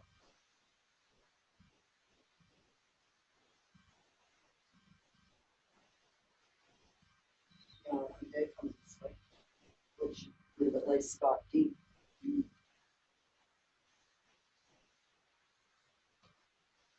What's happening here? Like the tent out the front. I don't know. They did put a painting on the wall. The car, not facing out into the car park. They told the managers they couldn't park the cars there. Now they'll know what we put up with all the time. These people can just come and flash their card and the gate opens. So you saw that, but yeah. Walking like the rest of us. What Debbie just said. No, just speedy recovery and life. Oh, what's wrong with that? I said, I reckon maybe he's had a. He just said that he had I got an email from him before. Because I just replied to him an email message. Just a minor thing, but sat in an emergency for 6 hours. See you late October. I've got to go away for work for 6 weeks next week. Great. And he's got all this stuff. He'd be upset. I think with his shift, he'll be able to. But he can still look at it in his leisure, at his leisure. The YouTube one's good, but I like the Zoom in the respect that if I want to ask something like there and then. Yeah, that's right. It's There's nothing better Yeah. than actually being able to. But the first time I did it, I just had my mobile phone and that was Yeah. running out of battery. Then Trev wanted us to open the books and I couldn't be a contortionist and do everything all at the same time. So then I went and bought ear. Oh, okay. So last week I had my mobile phone with the earphone so I could listen to what you're saying, but I also had my laptop on my knee Oh, okay. to be able, because I had that PowerPoint up. Yeah. Which I actually like this one better because the PowerPoint didn't. Yeah, that's why I Right sent beside it through. Oh, did I send you something different? Yeah, you said PowerPoint. So Oh, okay. whereas this one I really like because Yeah. you've got the ability to write Yeah. down. Well, that's within PowerPoint. You get that, you go into print. There's a drop down that says print slides or print all the different other really? things you can print. Yeah. Oh, You can do it with any PowerPoint. yeah, that's good to be able to write. Like, there's a couple that you said it's on page such and such of the Of the book, yeah. book. So if I go here, file, print, then where it says, normally when you go in, it'll say full page slide, which is what you see on the screen. And if you click there, you can print any of those. Oh, okay. Yeah. So that's the one I like to use because it does give you somewhere to write. But sometimes for me though, I'll print, I think it's this one. No, not that one. There's one of them gives you the, oh, that one. So if I'd written any notes, if I typed any notes, then they'd show up in that one. It's the first time I've done a PowerPoint. Yeah, so I had to get my daughter to show me, and then she just showed me, like, said, this is how you got to build that. And I went, yep. And I did it. I just went to Google Photos and we've got everything out in Google Photos. And then it came up, and I think the first one I did, and then the second one I came up with suggestions of the way you wanted it Oh, formatted. yeah. Oh, yes. Oh, different backgrounds and that sort of stuff, yeah. Work after we do an Excel course, which I'm really looking forward to, because especially with your risk assessment, knowing that Excel depth really easy. But they're the ones that will. Okay. If they're based on Excel, yeah. They are. Yeah, I did one years ago, but it's probably all. They change the tabs along the top all the time and put things in different places, and It's just opening up the cells and doing all that. yeah. And like if you wanted to use one as a template and you wanted to get rid of some of the cells, Yeah, there's one that says clear all formatting. You click on the cell, and it's up the top somewhere, clear all formatting. Oh, when you do that, you make a copy for the sheet. I've worked out I made a copy, but it was just like, That's like the matrix for our assignment. Mhm. I did it on the weekend. Oh, Friday, did it? Actually, Friday. On the weekend, I didn't know. And I had it right, got it all perfect how I wanted it, and I forgot to press save. Oh no! So what happened? I had to do it all over again. But it always comes up with a message now. Yeah, I know, but I was just in a hurry. Yeah, I was. It's like I think. Yes, do the message. so my one, I can save up to AutoCloud. Was it AutoCloud? iCloud. iCloud. But I don't. I don't like that iCloud. Don't need another server somewhere else. That is, I don't want to pay for another server. No, you don't have to pay for it. No. You get so much for nothing, and then if you go over. I don't know what you pay for. But iCloud just goes up in the cloud. I reckon it would. It's a server. Yeah, I know. But no, they wouldn't necessarily just need a file path. Just like you need a file path Yeah. to access something on your server at work. Yeah. It's just another server somewhere. Not everybody's going to have access. I mean, why would they go looking for stuff? That's just like on the weekend I got on that web check. It was actually my old manager's having her 50th. Instead of, first off, she said us keep this date and we're all going to You go save the date. to New Zealand, but then she decided she wants a holiday as well. So she's hired some accommodation at Paradise. So we're going there Friday, Saturday, Sunday, and leaving Monday. So I had to book flights. Gone through all the things. I found one perfect time. And then I went to pay, and then it disappeared. It was like, Oh, yeah. You know, I use WebJet too to find flights, but I don't look through WebJet. I don't know. No. Whatever company flight it is, I go into their website. Oh, okay. Because it's cheap. Yeah, it was Jetstar I went through. Yeah, like Jetstar don't charge add-ons, so just booking fees and stuff like that. WebJet you have a booking fee. We used to. But yeah, I'll use them to get them all on one screen to find out who's off and what. It's pretty good. It was $3.48 return. So That's not good, isn't it? only average. My daughter's boyfriend went to Gold Coast on Friday morning for $80. He came back today for 45. Yeah. He was just on standby. I'll have a standby. See, I'll be able to See, they had Tiger for 99, but I hear so many bad stories about Tiger. We fly with Tiger a bit. Do Yeah. I mean, it's no grills, but it's no less than Oh, just mainly jet stoves. jet stars. No frills. Yeah, but so's Tiger. Just like Well, I got told Tiger that they cancelled flights. yeah, and we've had that too, but usually there's a reason for it. It's like the weather. Although one, we booked to fly, I actually might have even been Jetstar, I can't remember, we used either or. And we're going to go Saturday morning and come back Monday. Anyway, luckily I looked at my phone before we left because we were flying out at 7:30 or something Saturday morning. And I nearly cried. They sent me through a text saying your flight's been delayed, you won't be flying out until this evening, Saturday evening. Oh no. And so luckily we had plans. Anyway, I rang them. I said, you know, there isn't anything any earlier. They said, this is just a weekend trip. We don't want to get there Saturday at 10 o'clock at night and fly out again Monday morning. Anyway, they moved.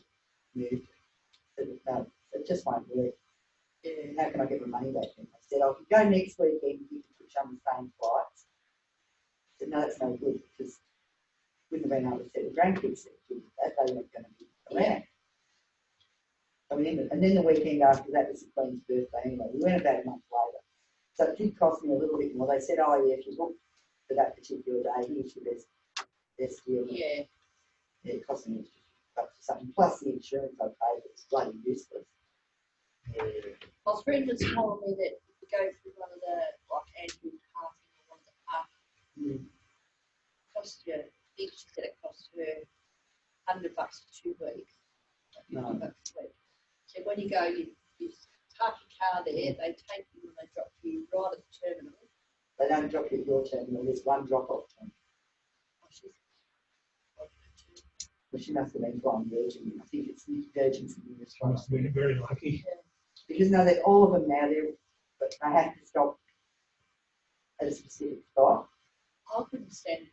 I'd shit myself driving in there. It's so much. I haven't been on an aeroplane for 25 years, so. We use Andrews, but I'm thinking about moving because the last time we went, we waited for about 15 minutes at the depot. Oh, really? For the bus to take us. And then when we got back, admittedly it was late, we came back on the last flight on Sunday night. And we waited for nearly 3/4 of an hour at the airport for someone to come and get us. That's fair. Because that's the sort of, like, you get up to the airport and you're going to find parking and you're going to Yeah. find where you go. Oh, yeah. Yeah, and I would probably do that just, yeah. You get people to drop you off and people to pick you up. I don't do city driving. No shit, I will tell you a quick story before we get back in. So, a couple of years back, I used to own a beach, all bar spotlights, anyway, I was heading in the city. I don't drive in the city. Anyway, I'm doing illegal turns and all this because my GPS just was absolutely useless. I had no Melways on me. I ended up being pulled over by a highway patrol copper. Now I'm thinking, here we go. He's just done me. He come up and he goes, you're not from around here, are you, darling? I said, no, mate. He said, just get me the fuck out of here. And he's like, no worries. And he escorted me out. Yeah, he was a champion. I was like, oh, well, you will be. I said, here, $10, go and have a pub feed after you're done. No, I don't do it. So my best mate, one off, I've got a couple, she drives me in the city. If I've got to go there, that's her duty.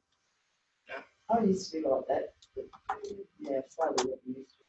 I hate doing it. But I have to make sure I know where I'm going before I leave. Well, I've got no use. I know how to get to the children's hospital. Yeah. Because of my daughter. That's it.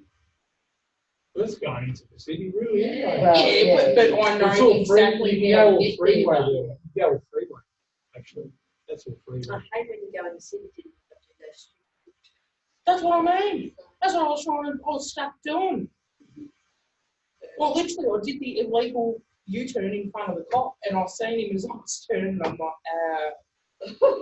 and I'm like thinking as he's walking up, I'm like, defective because I've got this extra, and side skirts that stick out. Yeah. Anywho, no, he was good. We might come back to the videos later just in case we get too bogged down So I've gone, this is at the top of the second page. That's page 3, top of page 3, second sheet of paper. So hazard types, just to build on what we were talking about before, wherever you're working, you're going to have some manual handling. It'll just vary with the job. Everybody's got manual handling, right from keyboarding, right through to lifting stuff. What else would you do? Standing on one leg and pushing the pedal button. That's a huge one, and we don't think of it as being a problem. But if you've got someone who's operating something with a pedal, they're standing up, then they're going to have some manual handling issues because they spend most of their day with their weight on one leg. I felt like a real ass, being real, I should say ass, but I felt like a real ass. I wanted to retrain my driveway. Yeah. So I got the whatever soil I bought, and then I hired one of those Greases. Got the dingo, it's Hanger, yeah. And my son done his cert 3 in so he's got a really good eye for levels. So he came out for the day and he did it without saying, he did the whole lot for me, he did a beautiful job, had it all covered. The forward and back was all thumb. Yeah. And his thumbs at the end of the day, he didn't say anything, it was so awful. But his thumbs were so sore, he said, that's all from. Yeah. And He doesn't normally use those muscles that way. no, so that thing would just be It done. is. Yeah. It is. And yeah, we're starting to see lots of issues with people who do a lot of texting. Oh, It's in the muscles as well. Okay, he's got top one. My 15-year-old sister, she's shocked and she's just, and you try to have a conversation, there is nothing worse. Text. They get off the bloody phone, I want to talk to you. No, you know what I did last time? Because she really upset me because we haven't like really and needed to have conversation. And she just was blankly ignoring me, just being a little cow. So I grabbed her brand new iPhone 9 and I smashed it on the tiles in front of her. Yeah. She'd been doing it all weekend and I had enough. And she's like, you're paying for that? And I said, yeah, really. I'm like, I'm going to pay for it, I'm going to snap it first. Oh, you wouldn't do that. So I picked it up. Yeah. Guess who didn't pay for a new phone? Guess who didn't talk to me? Hi, Lynn. Hello. How are we? Oh, yeah. Let's rest on the baby towels in the rain. I love baby food. They're beautiful. They didn't escape. No, he's redone his fence, thank you.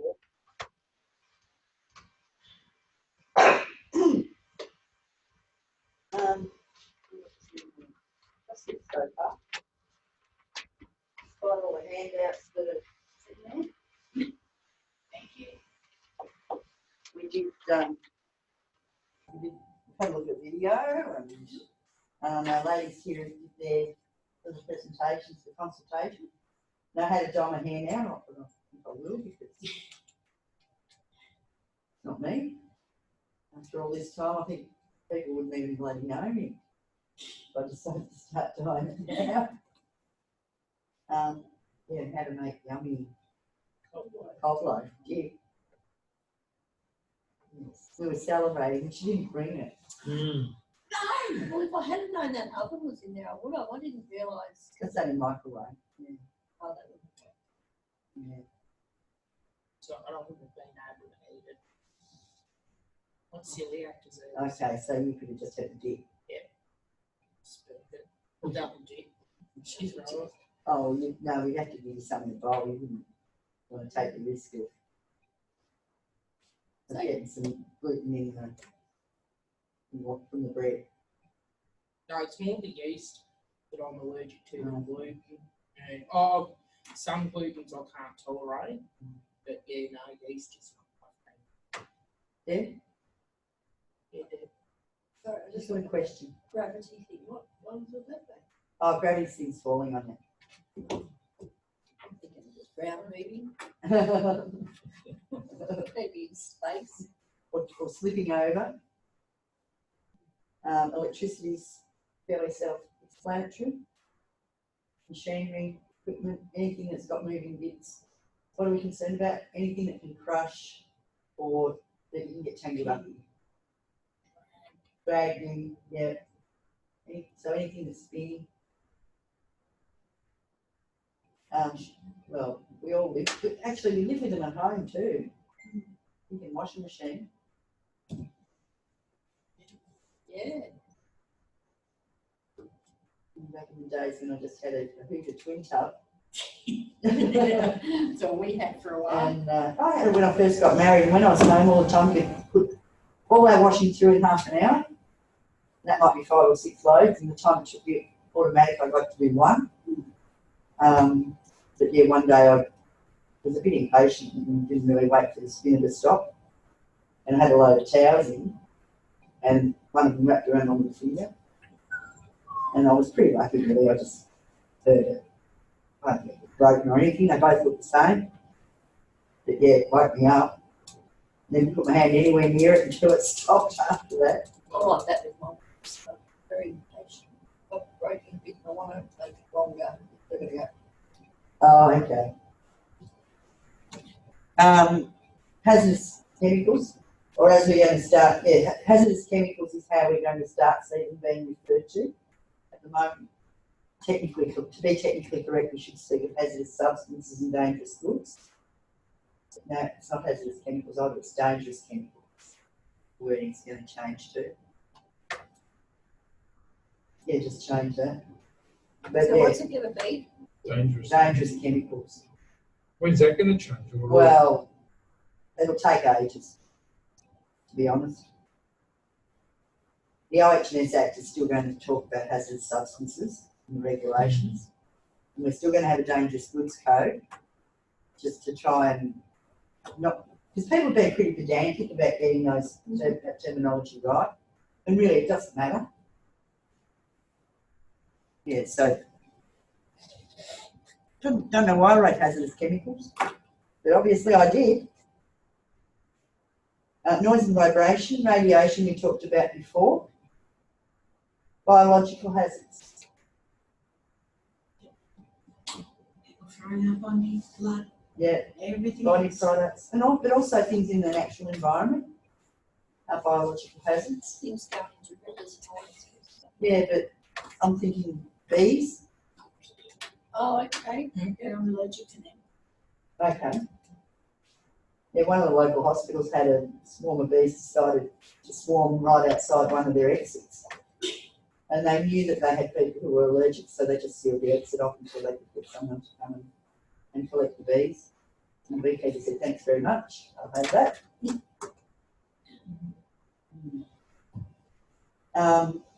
Psychosocial, we already talked about, and ergonomic is all the things to do with how we interact with our workstation. Doesn't matter whether that workstation is a sit down one or a stand up one or a driver's seat. There's really that in the couple of things I've done in the bus industry. Okay. Yeah, a lot of thoughts going into not only your seat but the passenger seat as well. How high they should be, how far apart they should be, depth of the seat versus the height of the back, all that sort of stuff. When I was studying this, our brief was to redesign a bus because someone had realised that the average height and weight of the average Australian wasn't what the buses had been designed for. And they gave us all the measurements and everything we had to design a bus. And it's really hard to figure out, you know, the height of the steps, this is just getting the height of the steps and how high and wide the door's got to be, and how much room you need to turn around to get in up the corridor. You always wanted to get rid of that bin. Yeah, we've also got prams. Yeah. Some of the walking frames and little scooters that fit on. Wheelchairs. Okay, so why do we need to identify the hazard? Because in it, and this is a quick recap, because we need to know what in the workplace could cause injury, but also read into that, and I hope it's, no, it's not there. What's missing from that first statement? To know what is in the workplace that could cause injury. What's missing? No?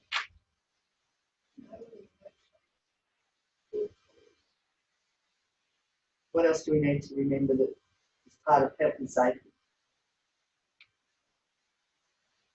Mental health. Yeah, health. The health bit. Health. So injury, illness, well done. It should say something like, to know what is in the workplace that could cause injury and illness, including mental illness. We'll probably cover it. Okay, repeat that part. Sorry. Injury and illness, including mental illness. Sometimes you'll see illness and disease. Well, I haven't quite figured out what the difference is between being ill and being diseased.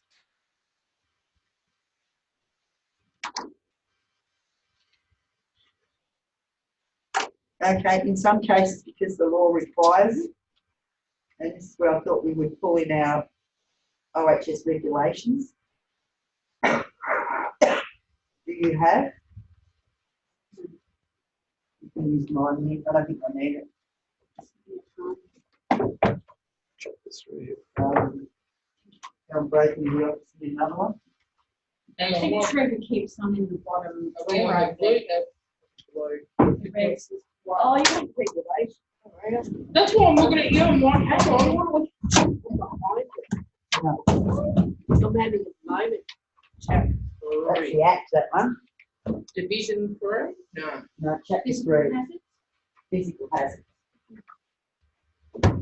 page 68. That's almost that. So pretty much without exception, for all those hazards, and you've got things like manual handling, noise, prevention of falls, confined spaces, plant, high risk work. It says that the employer, sometimes the designer and the manufacturer, has to do hazard identification. They have to identify all the hazards associated with whatever it is, and also do regular risk assessments. So find out about the hazard and also make suggestions on what the risks are and how they might be reduced. So that's the legal requirement bit. And also in chapter 4, which deals with hazardous substances. What? 155.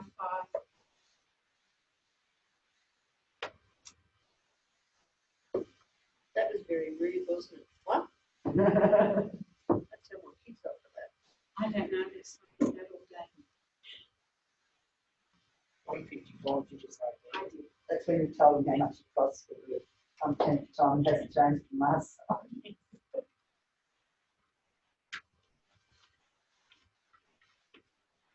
Almost 15 passengers in the last 3 hours. Oh, really? It's a busy night. Thank you.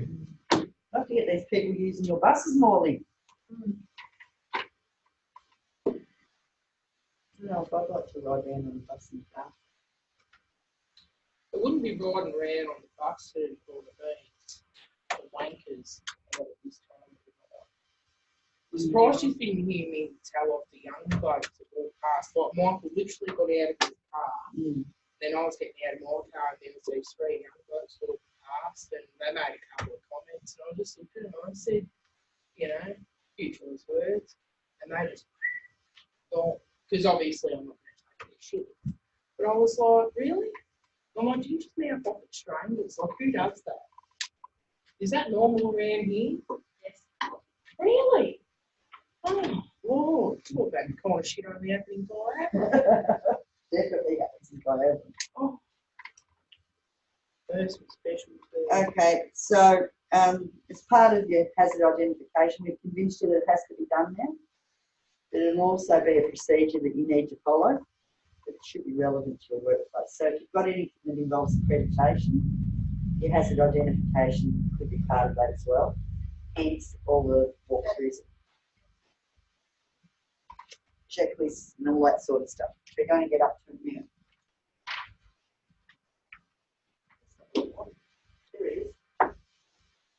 So how might we find out about hazards? Hazard reports from workers.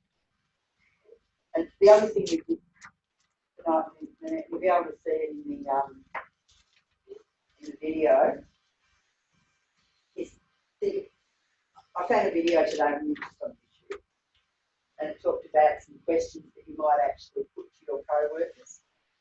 My suggestion is for those questions you have a look at them, but put it into your own words. But rather than just going to and saying to someone, oh, what has to got in the work area, just give them a little bit more prompt. They might tell you. Well, there's always that one, but again, being a little bit more specific, is there anything in the work area that could cut you or crush you? Yeah, the gloves.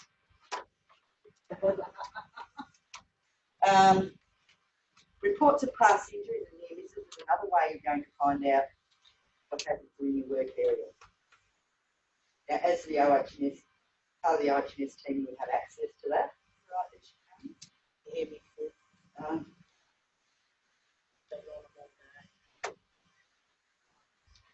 I tore ligament when I was younger and played tennis. And I come down really bad and I tore the ligaments in the ankle and my knee. So don't discount that reporting one though. And it is something that safety professionals would have access to. Well, that's why you need to encourage people. Well, particularly injuries we're talking about now. Yeah, but they've got to report their injuries there. Oh yeah, injuries. So I'm talking now about injury reports because they could also be a source of, well, why did they get injured? What led up to the injury? Oh, okay. That does need to be reported as well. We were talking about things that might lead to psychological damage before. You must have a really hard thing to put up with that. I'm surprised they don't have in the boxes. Oh, Because really? yeah, I was going to say, because the ones up in Been Newcastle. very bad. I do it 8 hours a day in my Serious? Yep. Pretty sure. That's a long No, it's right throughout Victoria. Really? Bus industry standard. Any town service, city, metropolitan service. Must be in cage now. School buses too. I must admit though, it feels really weird going up noticed in the tram, just asking the driver through this little hole. That's all you've got.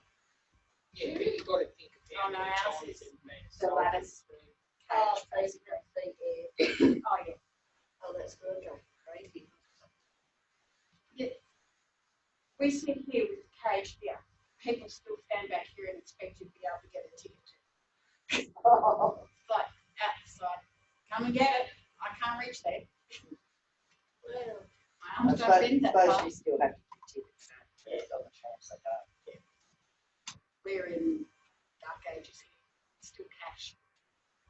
There's no Okay. credit cards. oh, really? Nothing. No F-Pass. No marquee. Hasn't rolled out yet. PTV hasn't rolled it Don't out. worry, my kid's not always So kids from this day and age wouldn't be able to become bus drivers because they don't know how to change back. No, I'm serious, they don't. yeah, they don't. I can't tell time.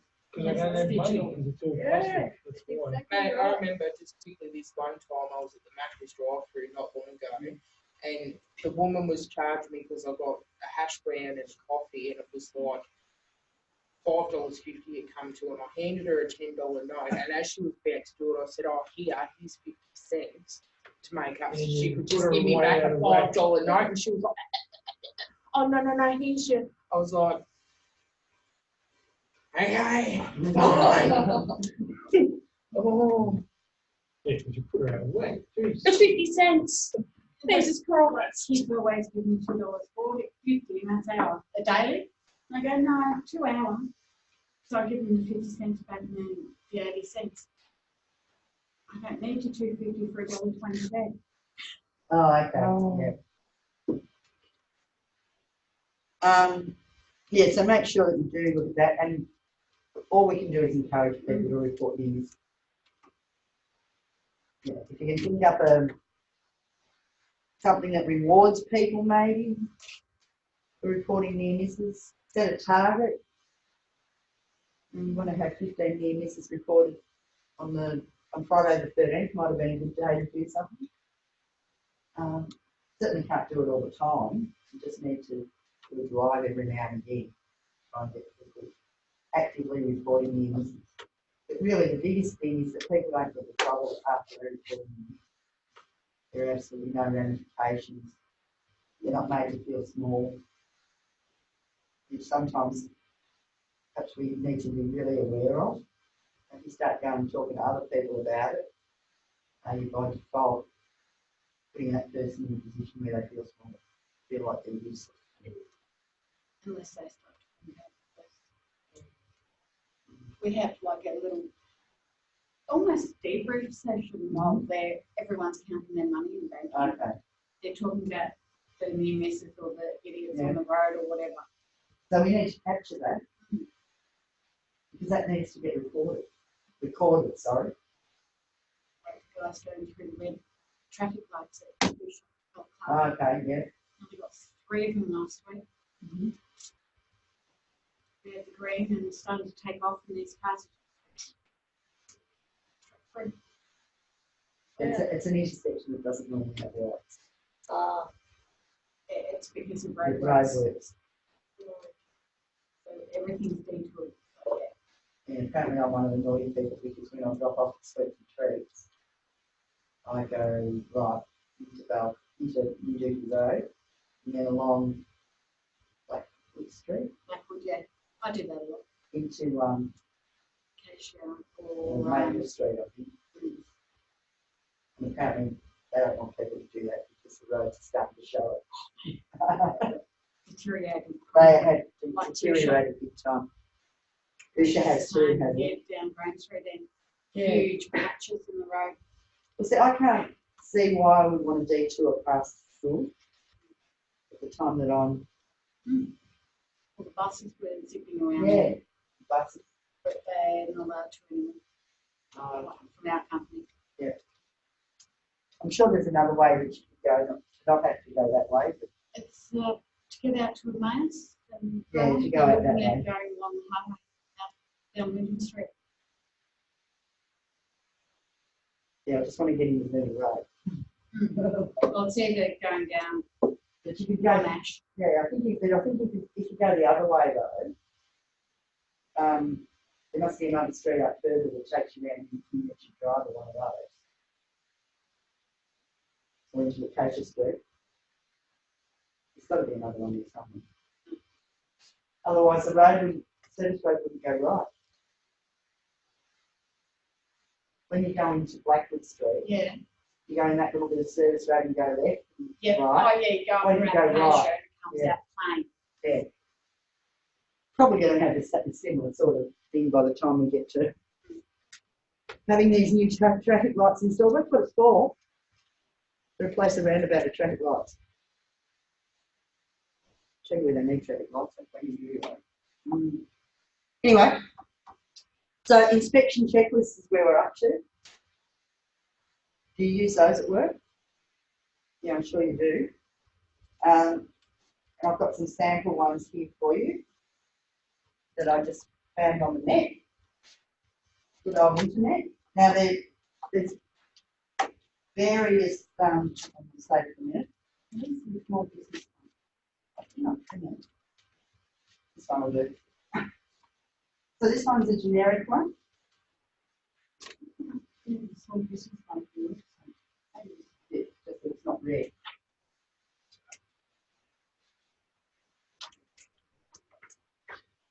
So this is just an example of a checklist. And not too bad. It does cover lots of different things. But it really is something, if you're at a workplace, you don't recreate anything from scratch. You go and have a look and see what you can find that already exists.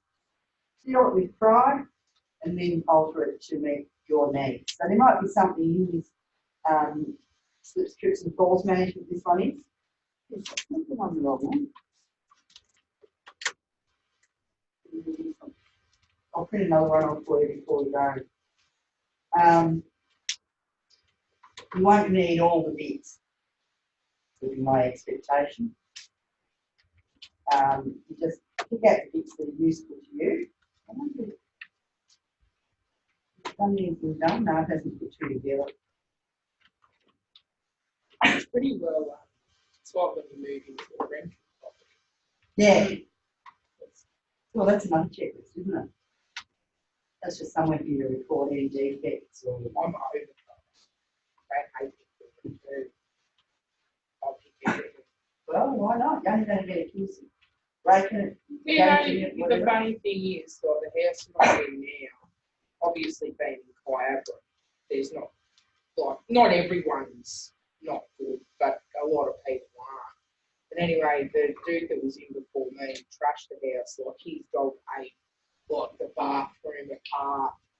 Anyway, and the tenants before that were no good, and she finally got me in it, because it's only short term with me, because I'm going back out of property and still a penny. But she's begging me to stay, her and her husband, because my rent paid them. Oh, well, I'm actually 2 months in advance with my rent. You know, it's maintained, it's nice, you know, because I'm clean for it as well, except my car. I don't care about my car. But yeah, some of the stories that have come out of that. So the message is you get an inspection treatment works for you, and that might mean having perhaps slightly different check sheets for different areas. So your office one might be specifically for the office. And I say that, really do think about it, because if you've got a lot of things on a checklist that don't apply to a particular area, it's going to make the person doing the checks a bit laid back. And if they come across something they don't understand, you're going to say, oh no, that's not applicable. Particularly if they're a fresh set of eyes actually doing the checklist for you. And someone, when we had laboratories here, they were our hairdressing, and yeah, the boss was all big on people who didn't normally work in those areas actually going and doing the checklist. And they got down to the bit that asked about gas bottles, and they just looked around and said, oh no, gas bottles, you're not applicable. I don't know how they reckon we did science without gas. Gas bottles were actually a little lean-to thing outside, but they didn't go and check that they were okay because they didn't know they were there. And they did DNA, no gas bottles. So just be aware that your checklists do need to be relevant, and anything that you're getting lots of NAs for, I would be looking at to see if it needs to be there. With the one that I've just given you, perhaps the only thing that I would consider adding with something like this would be, if you do click no, there's nowhere to write why you tick no. And really a good checklist will give you a little bit of room just to make some notes as to why it's not meeting standard or what you're going to do about it. The other thing is you need to think about your statements, and this one should all be good.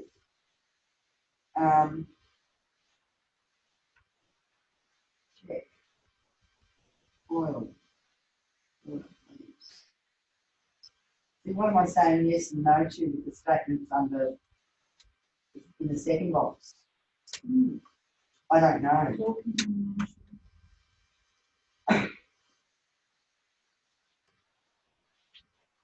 So, I mean, given that this is the slips, trips and falls assessment, it would be referring to, are there any of those things being important? But try and put a statement in the box that if you answer yes to it means it's okay, and if you answer no, then something needs to be changed. Rather than having the two mixed up. Yes, it's there, or no, it's not. But you want to be able to look at the sheet and know wherever, and you can do it the other way if you want, as yes, as in yes needs attention. But most of them are no, it's not meeting standard. But I want all the no's to mean no, it's not meeting standard.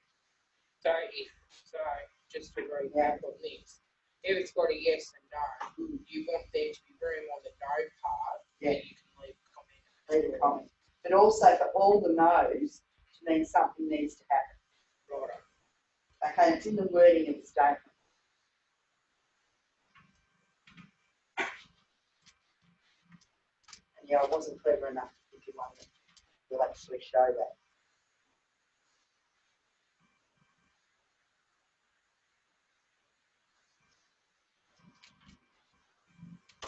I've got a couple here from the Tradesville Council as well, and these are older ones.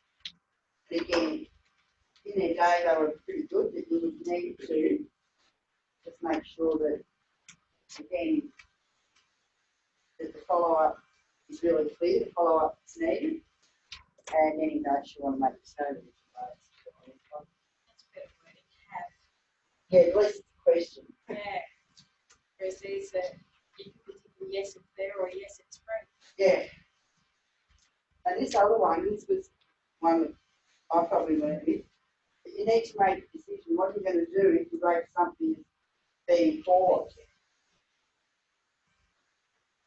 What was the other comment you made for this one, Tracy? The follow-up needs to Needs to be clear and again,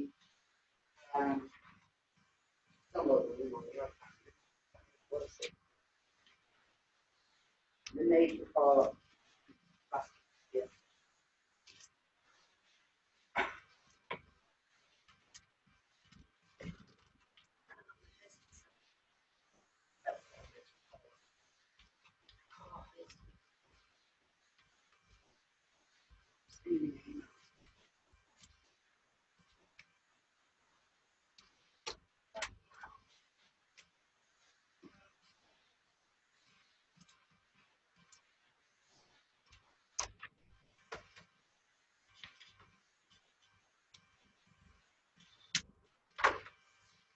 Sure.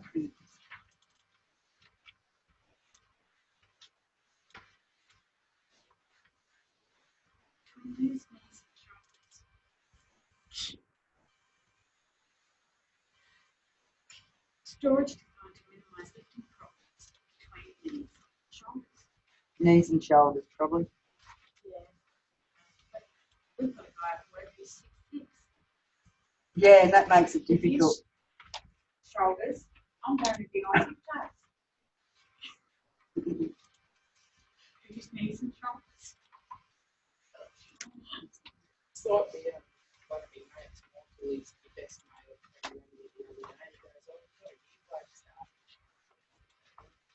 There it is.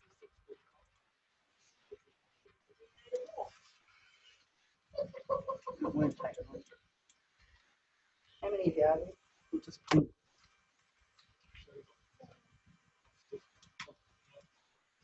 No one's zooming tonight. No, no one's zooming. Apparently, Taylor's surgery was I did see.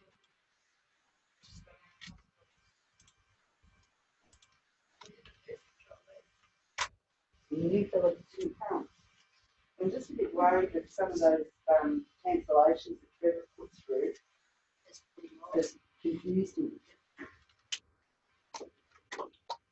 They were all sessions in holidays, cancellations that came through. maybe I'll ring him tomorrow. See what's going on.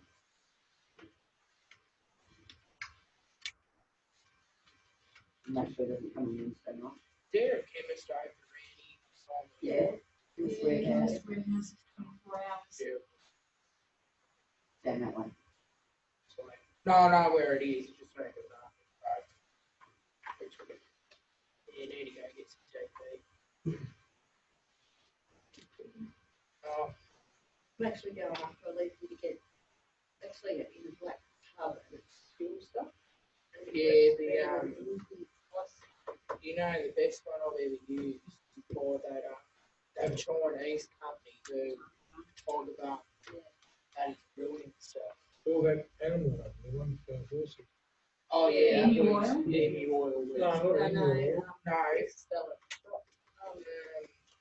Diana. No, it's in a little white and green little tub. It's got, It's got a peppermint in it. We used to have. There was the another one you talk about. but this one here, they just say it's recommended for animals, Yeah. but it works. My skills. I can move, That's good. but touching it. Yeah. So shortly I will roll these. Rapid gel. Rapid gel. Um, That's it. That's good stuff. We used to have salary and I sold big out up for that. Do you own a salary? Used to. Which one? Sellers and trades in corporate. Really? Sell us for what? Is that the business in right in town? No, we're the we're going to move on. graduates. All right, go on, Tracy. It's your show. Yeah, I know. Um, So yeah, just be concerning of your checklist. And can anyone perhaps think of a reason why a checklist might not get all your hazards that It's out of date. could be out of date? Something could have changed since you developed it. But what's the person who's going through with a checklist going to be looking at? Well, they're only one set of eyes. We need more than one set of eyes to be. More about the fact that they're using the checklist. so they're only going to be looking at what's on the checklist, not anything else around. They're really just going to look at what's on the checklist. And that's why really we need a combination that includes the next one, the informal walk around, where you just go into the work area and you actually actively seek out the hazards. Now there's no bits of paper or anything for that. So what you'll probably need is if you find anything, you'll need to report that to a hazard report. Yes, and we've got that at work. I do.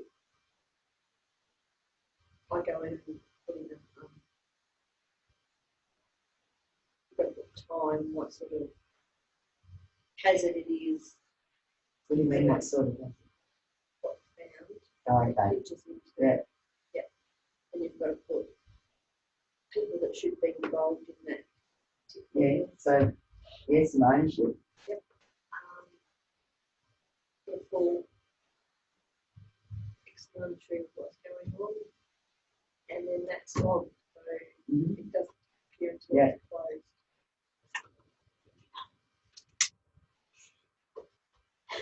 Then say if you want a copy, you can still do copies, just doesn't set you enough. Because we're not in here tomorrow, so I thought it would be just as easy to take in next door to get the hot water. Yeah, so the safety the informal walkarounds and the safety observations, the only difference there is with the safety observation, you're actually perhaps observing behaviours as well. Not that they necessarily indicate that your hazard's more of a problem, but sometimes it's the way people are doing jobs that needs to be looked at. You'll see my one have had room for improvement. Yeah. And the improvement very well could be to get, the person to either work a little bit further away, a bit closer to the one I'm thinking of is the person who's picking up something and twisting and putting it down over there. Because that's a huge indicator that they're going to end up with a back injury, a shoulder injury, just because of the way they're doing the job. Then to move the pallet 3 steps away, so that when they pick something up, they have to move to put it down. So you do eliminate the twist. Yeah, at the moment, we've had in manual handling. Yeah. And the soft tissue guy said it should only be 2 levels. If you've got a pallet and you're doing levels, it should be up to 2 levels difference. It shouldn't be bending. Oh yeah, yeah. Yeah, so ideally in that situation you have your pallet on a spring load stand of some description. Yeah, it starts off here and as it gets heavier it goes down. Yeah, okay. So that you're still working at the same height. Yeah. Geez, there are steps and parts of there. Yeah. Down there, way up there. Yeah. Yeah. So you don't ask people to do that. No. And ditto with unpacking them. Yeah. Well, it is. And that's why the Coles and Woolies of the world, they won their battle with the bakery people. Because when Tip Top it was on don't know what it looks like now, I haven't been there for years, but bread would all go through the ovens and I can't remember how it got from the oven into the plastic bag and then onto the tray. You know, those trays were this wide. Well, they ended up just stacked up, and they were stacked up 9 or 10 high because that was what fitted in the truck. And they got out to the truck via a chain drive, so nobody was manhandling them. They were going straight into the back of the truck. Well, the problem became when they got to the other end. And no, they had forklifts and everything to get them out, but they were still stacked 9 high. And Colson always said, well, that stuff can't be expected to get them down. You don't want them any more than 7 high. So there's been, well, for a while anyway, there's trucks running around delivering bread with this much space in the top, because the big 2 wouldn't accept delivery of bread piled 9 high. And they weren't going to have the drivers, the truck drivers, taking them off on their property, because if they got hurt, well, you know, we asked you to take them off, sort of thing. But it was all about making sure that people weren't being asked to work out of their comfort zone, basically. I can remember doing different jobs when I was testing cow's milk, coming in crates of milk, and they'd be this high, and all they did was give us this big hook thing that we pulled them around with. That was so they'd all fit the trolley. And then we had to make the crates single to be able to put it through the process. Obviously, because we had to get every sample out. So you'd notice that before sorting when you had to choose. Yeah, it was at drums. Was it? On the grader, yeah, but you'd still be going like this. Yeah, see, they would look to eliminate that twist somehow. But it would be mostly through design, where the person stands in relation to where the fruit is and where the fruit's got to go. So if you're taking the rotten ones off, or the 2 bigs or whatever you're taking off, and they try and get it all in one plane, so there's no twist. Yeah. What's that for? Operating? The grader. What makes it? No, it's computerised. Oh, okay. Because the way that my computer. Yeah. Anyway, so that's the sort of thing that you're going to look for in your walk-arounds and also safety observations.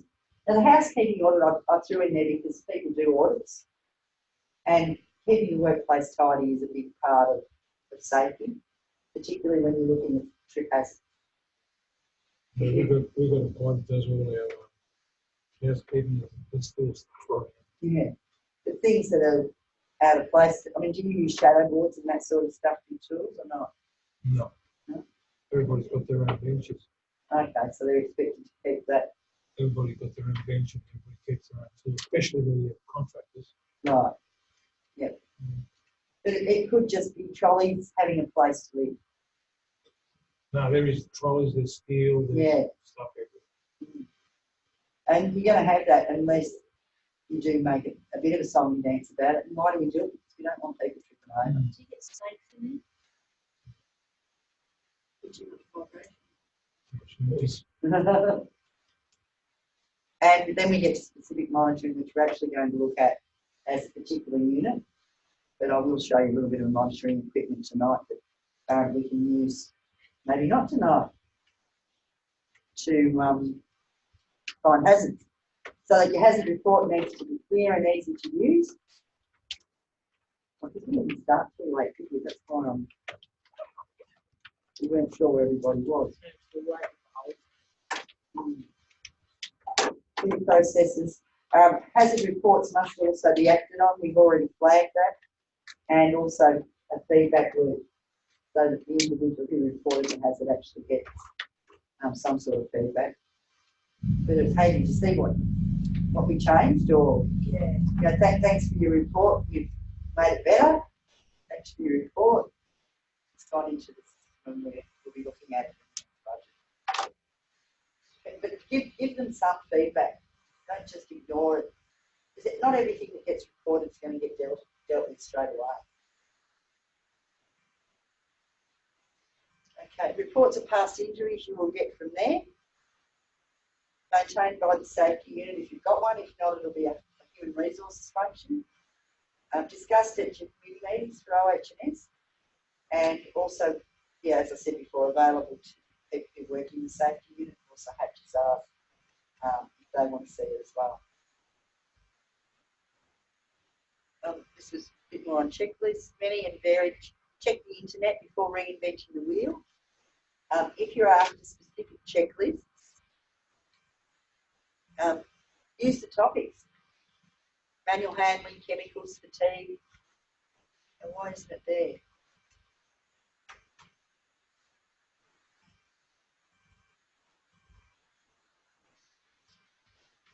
Maybe that's why I didn't print that other one, because that's a link to it. I'm going to print it for you, change my mind. It's not there.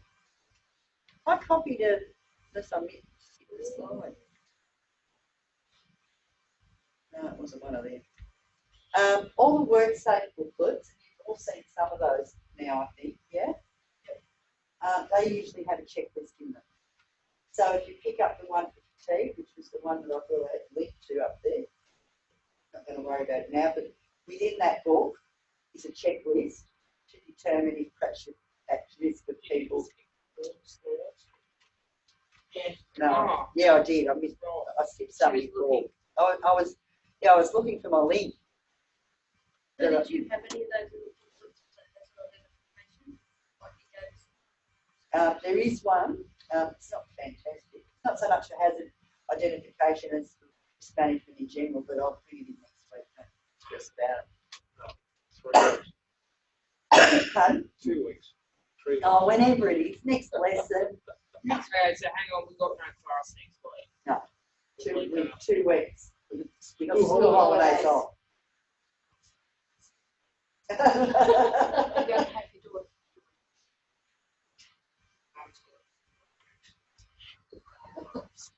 Well, there you go. First holiday. Oh, good. We've done that one. Yeah, but certainly, if you look under your headings that we've been using so far tonight, plant, there are all sorts of checklists. Even that list. This is the one where I got up to and I realised I should have had a link to fatigue on there. Certainly there's a plant hazard checklist as well. So again, the WorkSafe website really is best friends with this stuff. Apart from the fact that they're starting to set the evidence instead of it being a nice Word document that you can steal and try. But there are ways and there are ways. I'll tell you about that another time. And if you have got a PDF document, you can actually turn it back to a Word document and make changes. Google it. Convert PDF to Word. Next step is how to do it. Okay, we've already done that one. And that's your housekeeping audits. I'll go and print this other one off while we're okay. I wanted to do a little bit on specific monitoring. And next year you will be doing a unit that is all about monitoring OH&S hazards basically. And you'll get some equipment to use.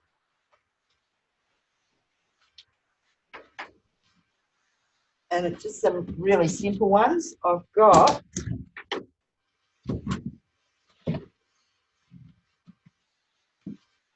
box of tricks, little box of tricks with not much in it.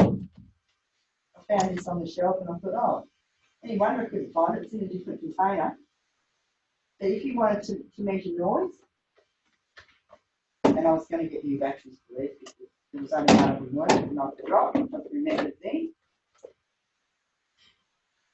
Which one worked? The light meter. The light meters work. We'll have a look at them in a minute.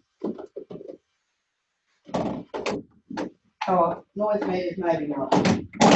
We'll be doing it again. Oh, there we go. So this is the I can't say you don't have to expense and buy them anymore because they don't exist. And I'm sure JB Hi-Fi or something like that will have them. This is telling me I'm talking somewhere around about 65 to 70 decibels. Yeah. Strange. Why? Just seemed a lot more. That's a microphone. Oh no. So, yeah. Yeah. I don't understand the decibel rating anyway. And that's what we need to get our head around. Isn't it 84 or 80 something percent protection? 85 decibels is the number that Victoria's popped out of the air, say prolonged exposure to that width. It's known to cause hearing damage, but it is also for an extended period of time. So you're not just exposed for an hour, it's all day. Is that? Yes, Is so that- have to pay as much Yeah. as we What's the pay. So we've got to have an extra It's not here either. I'm not sure this is some.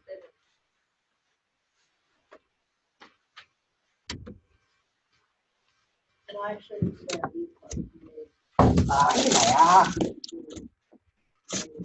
I didn't get them all out of the box. There's your other checklist that I wanted you to have a look at. You can just check that one out. And I'll just ignore it on the printer because it'll be gone by morning.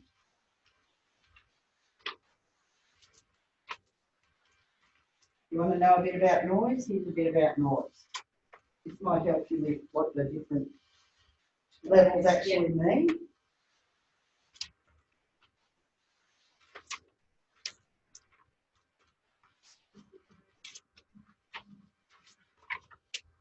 So they're the sort of things that you might monitor. We're just Oh, shit, I've still got to do that.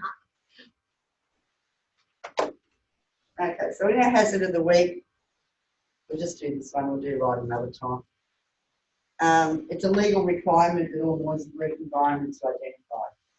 That's part again of what it says in the regulations.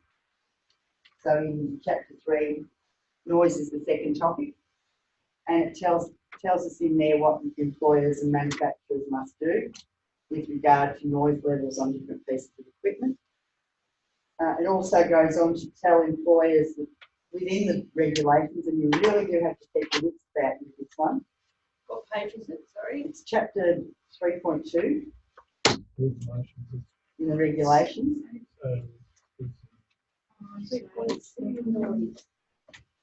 Yeah, so in there, it Page 72. constantly talks about the sound pressure level. Now that's perhaps a terminology you've never heard of, or the noise exposure level. Whichever one of those you read, you need to go and look that up in the definitions in Regulation 5. What was that? Whenever you're reading the regulations and you see a word or a phrase that you're not really sure what it means, just check out the definitions and see if it's in there. And this one is. Okay, and because in that whole section on noise, it doesn't mention 85 anywhere. Take it from there, it's not there. But where it is in the definition of what exposure of the noise, what the noise exposure standard is. So if you've written all the stuff about is in excess of the noise exposure standard, what's that? Well, that's where you go and have a look in the definitions. So what was it called? Noise I'm exposure. pretty sure it's worded the noise exposure standard. I've got mine to look at.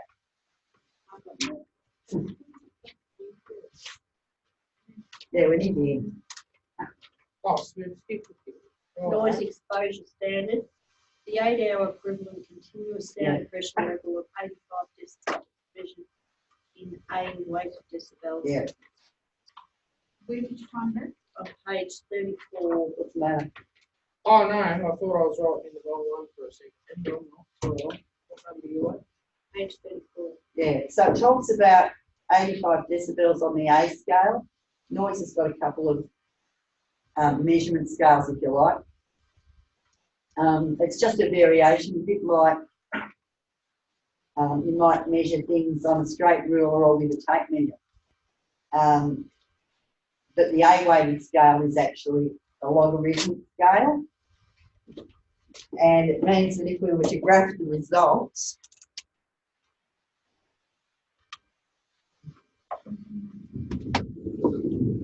I should be doing this on the Zoom thing. I can do it on there now, but oh well. The graph would look like that. Okay, it's not a linear relationship that's got a nice straight line. It's just the way they measure it.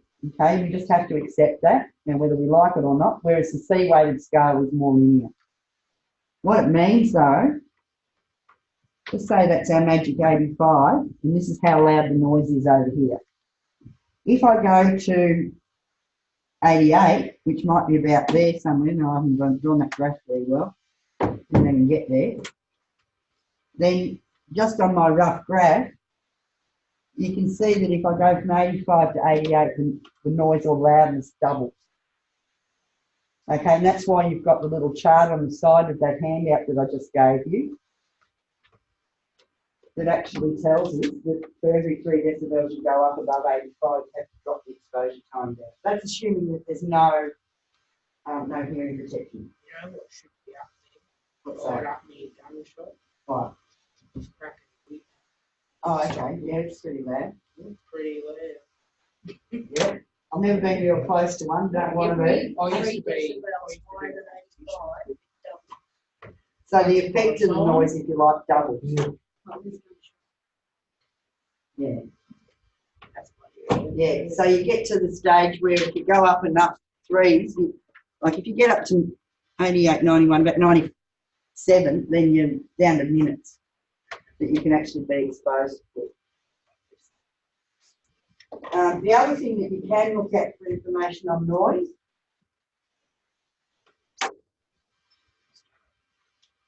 is the compliance code for noise. Yep. So remembering that these ones aren't obligatory.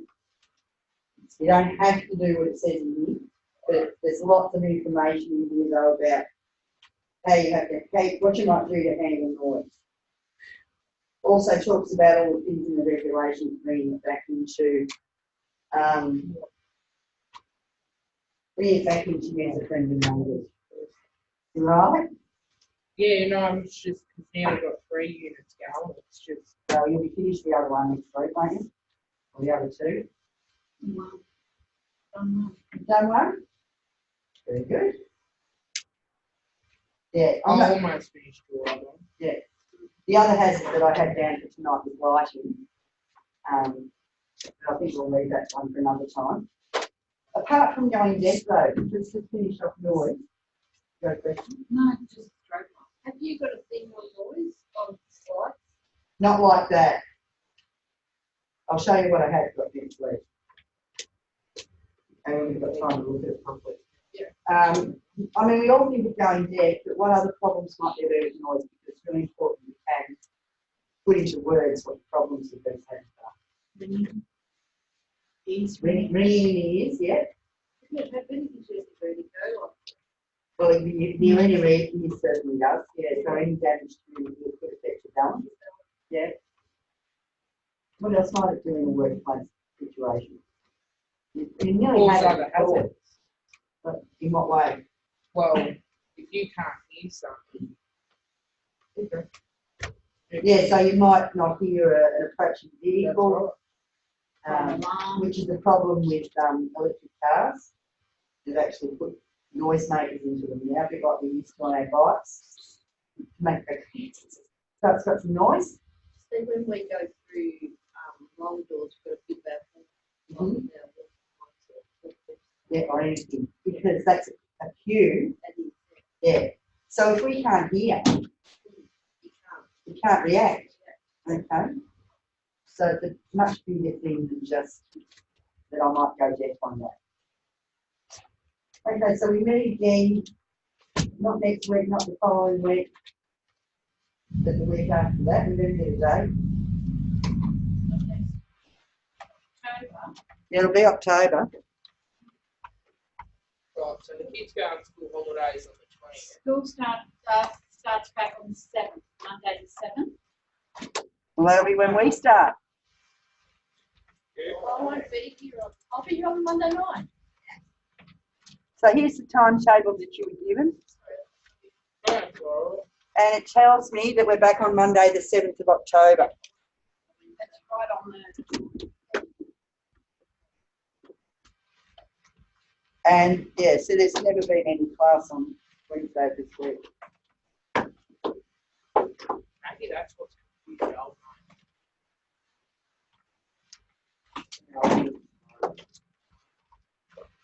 If you've got time to get out of here, Thank you for that. that's all right. Thank you for that. Yeah.